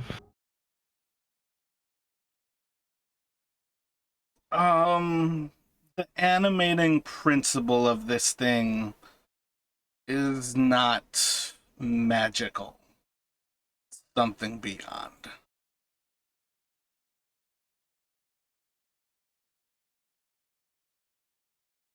Yeah, I feel like Burke's idea of throwing it in the foundry has merit. But okay, it's gonna just do the same thing, and we're gonna have to come back and fight it again. There's gonna be more dead here again. That's my problem. Let's bring it to the Temple of Duathine then. If it's not forge magic, then it's undead magic. We'll bring it back to the temple and we'll smash it again if we have to. All right. So to be clear, you're talking about putting in the foundry the thing that I was trying to hide behind and shoot. Or are you talking about putting the forge like in the room right next to us, like in the fire? In the foundry, I was thinking, because there's a fire in the forge already. I was thinking maybe there needed to be a fire in the foundry too. It might be a dumb idea. Sounds like that's what you learned from your Arcana check. Is it undead magic? Oh, it's more than magic. Is what it? Yeah. It's something Like godlike power? Fuck, I guess. Whatever we want to do, I think we should decide. We can try both. We got some time. We hurry about this. We can throw it in there and see what happens. I'm totally down for. Let's go run over to the foundry really quick, and I'll throw it in there. I guess we all go over there, and I throw it in there. And you're just leaving it there? I'm just gonna see if there's any reaction. I'm assuming I have There it like is in not. the bag. Okay. And back to the temple we go with it. See if they got something for it. But we're gonna have a fight in the temple with all of them in there. Fuck. Ceratoris is gonna take a nice long distance away from that skull. Okay. How about we put it in Murmask's chest instead of in someone's pocket, Okay. and then let's hurry. Yeah, let's take all the stuff out and then we'll put that. Just have the bag in there. Bag of the whatever fun stuff. All right, on our way back. Dumping all of the coins out. Oh Yeah, shit, into yeah. my pockets. Like we're not going to lose anything. I guess. Just 1,400 something coins. You guys are gonna get all of that shit out of a chest. I got some room in my pack for some of that stuff. I'll be slowed down, but I could put some of it somewhere. Well, if it's not a practical idea, it's just a thought. I think we have to just hurry. If it's not a practical idea, let's move on. And I could just someone can just carry the bag. Should we try for the forge too before we do anything else, or do we just want to hurry to the temple? I think it might do something. What I can do is I can use Mage Hand, put it in the flame. If it fucks up, we can just run away. Run for our lives. But Jason's already dead, though. Well, excuse me, not dead. Unconscious. Unconscious. Yeah. Yeah. I just put the healer's feet in there for reference. All right. So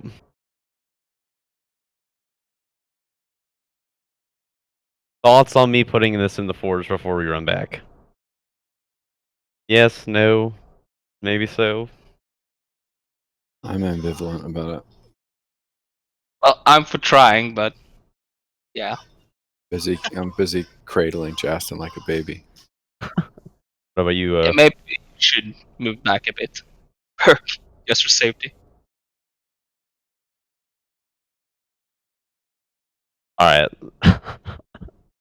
I'm gonna try it. I'm gonna cast Mage Hand, grab the bag. I'm assuming. I don't know if it's just like a hold up like parchment holding this thing.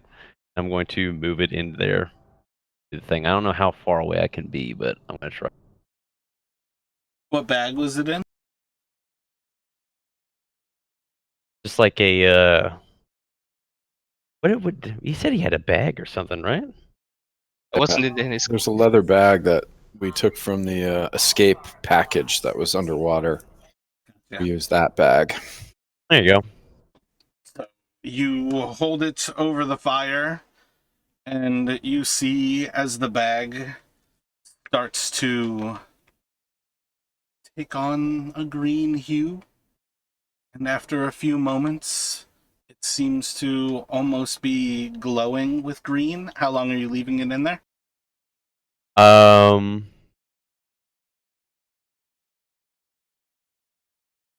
I guess, and I'll see if it goes through the bag, and see what happens.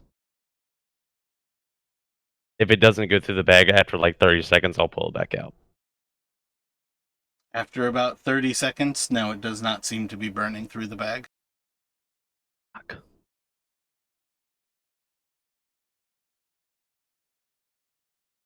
Okay.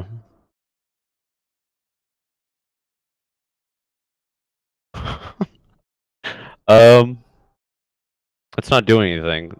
So, fuck. I suppose we could put it in the chest and then glue the chest shut permanently with the magic glue. Seems kind of like a waste, but Ooh. We couldn't get all the cash and the coins and stuff out of it. I think we dump it all on the floor and do this project. Let's and just run back. clean it up. You know? I think that if I put it in the forge, even if it's just like if I dump it out on there, it's not gonna do anything. So let's just head back with this thing. I don't know how to destroy it.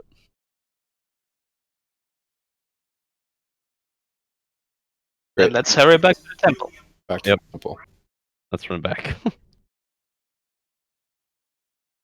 So you took it out of the forge, you're heading back for the temple? Yes. All right. That's where we will pick up next week. Okay. Jeez. I'm off. Alrighty. Have a good one. See ya. Thanks, guys. See ya. Yeah, I really don't like this little flaming head bastard. I don't either.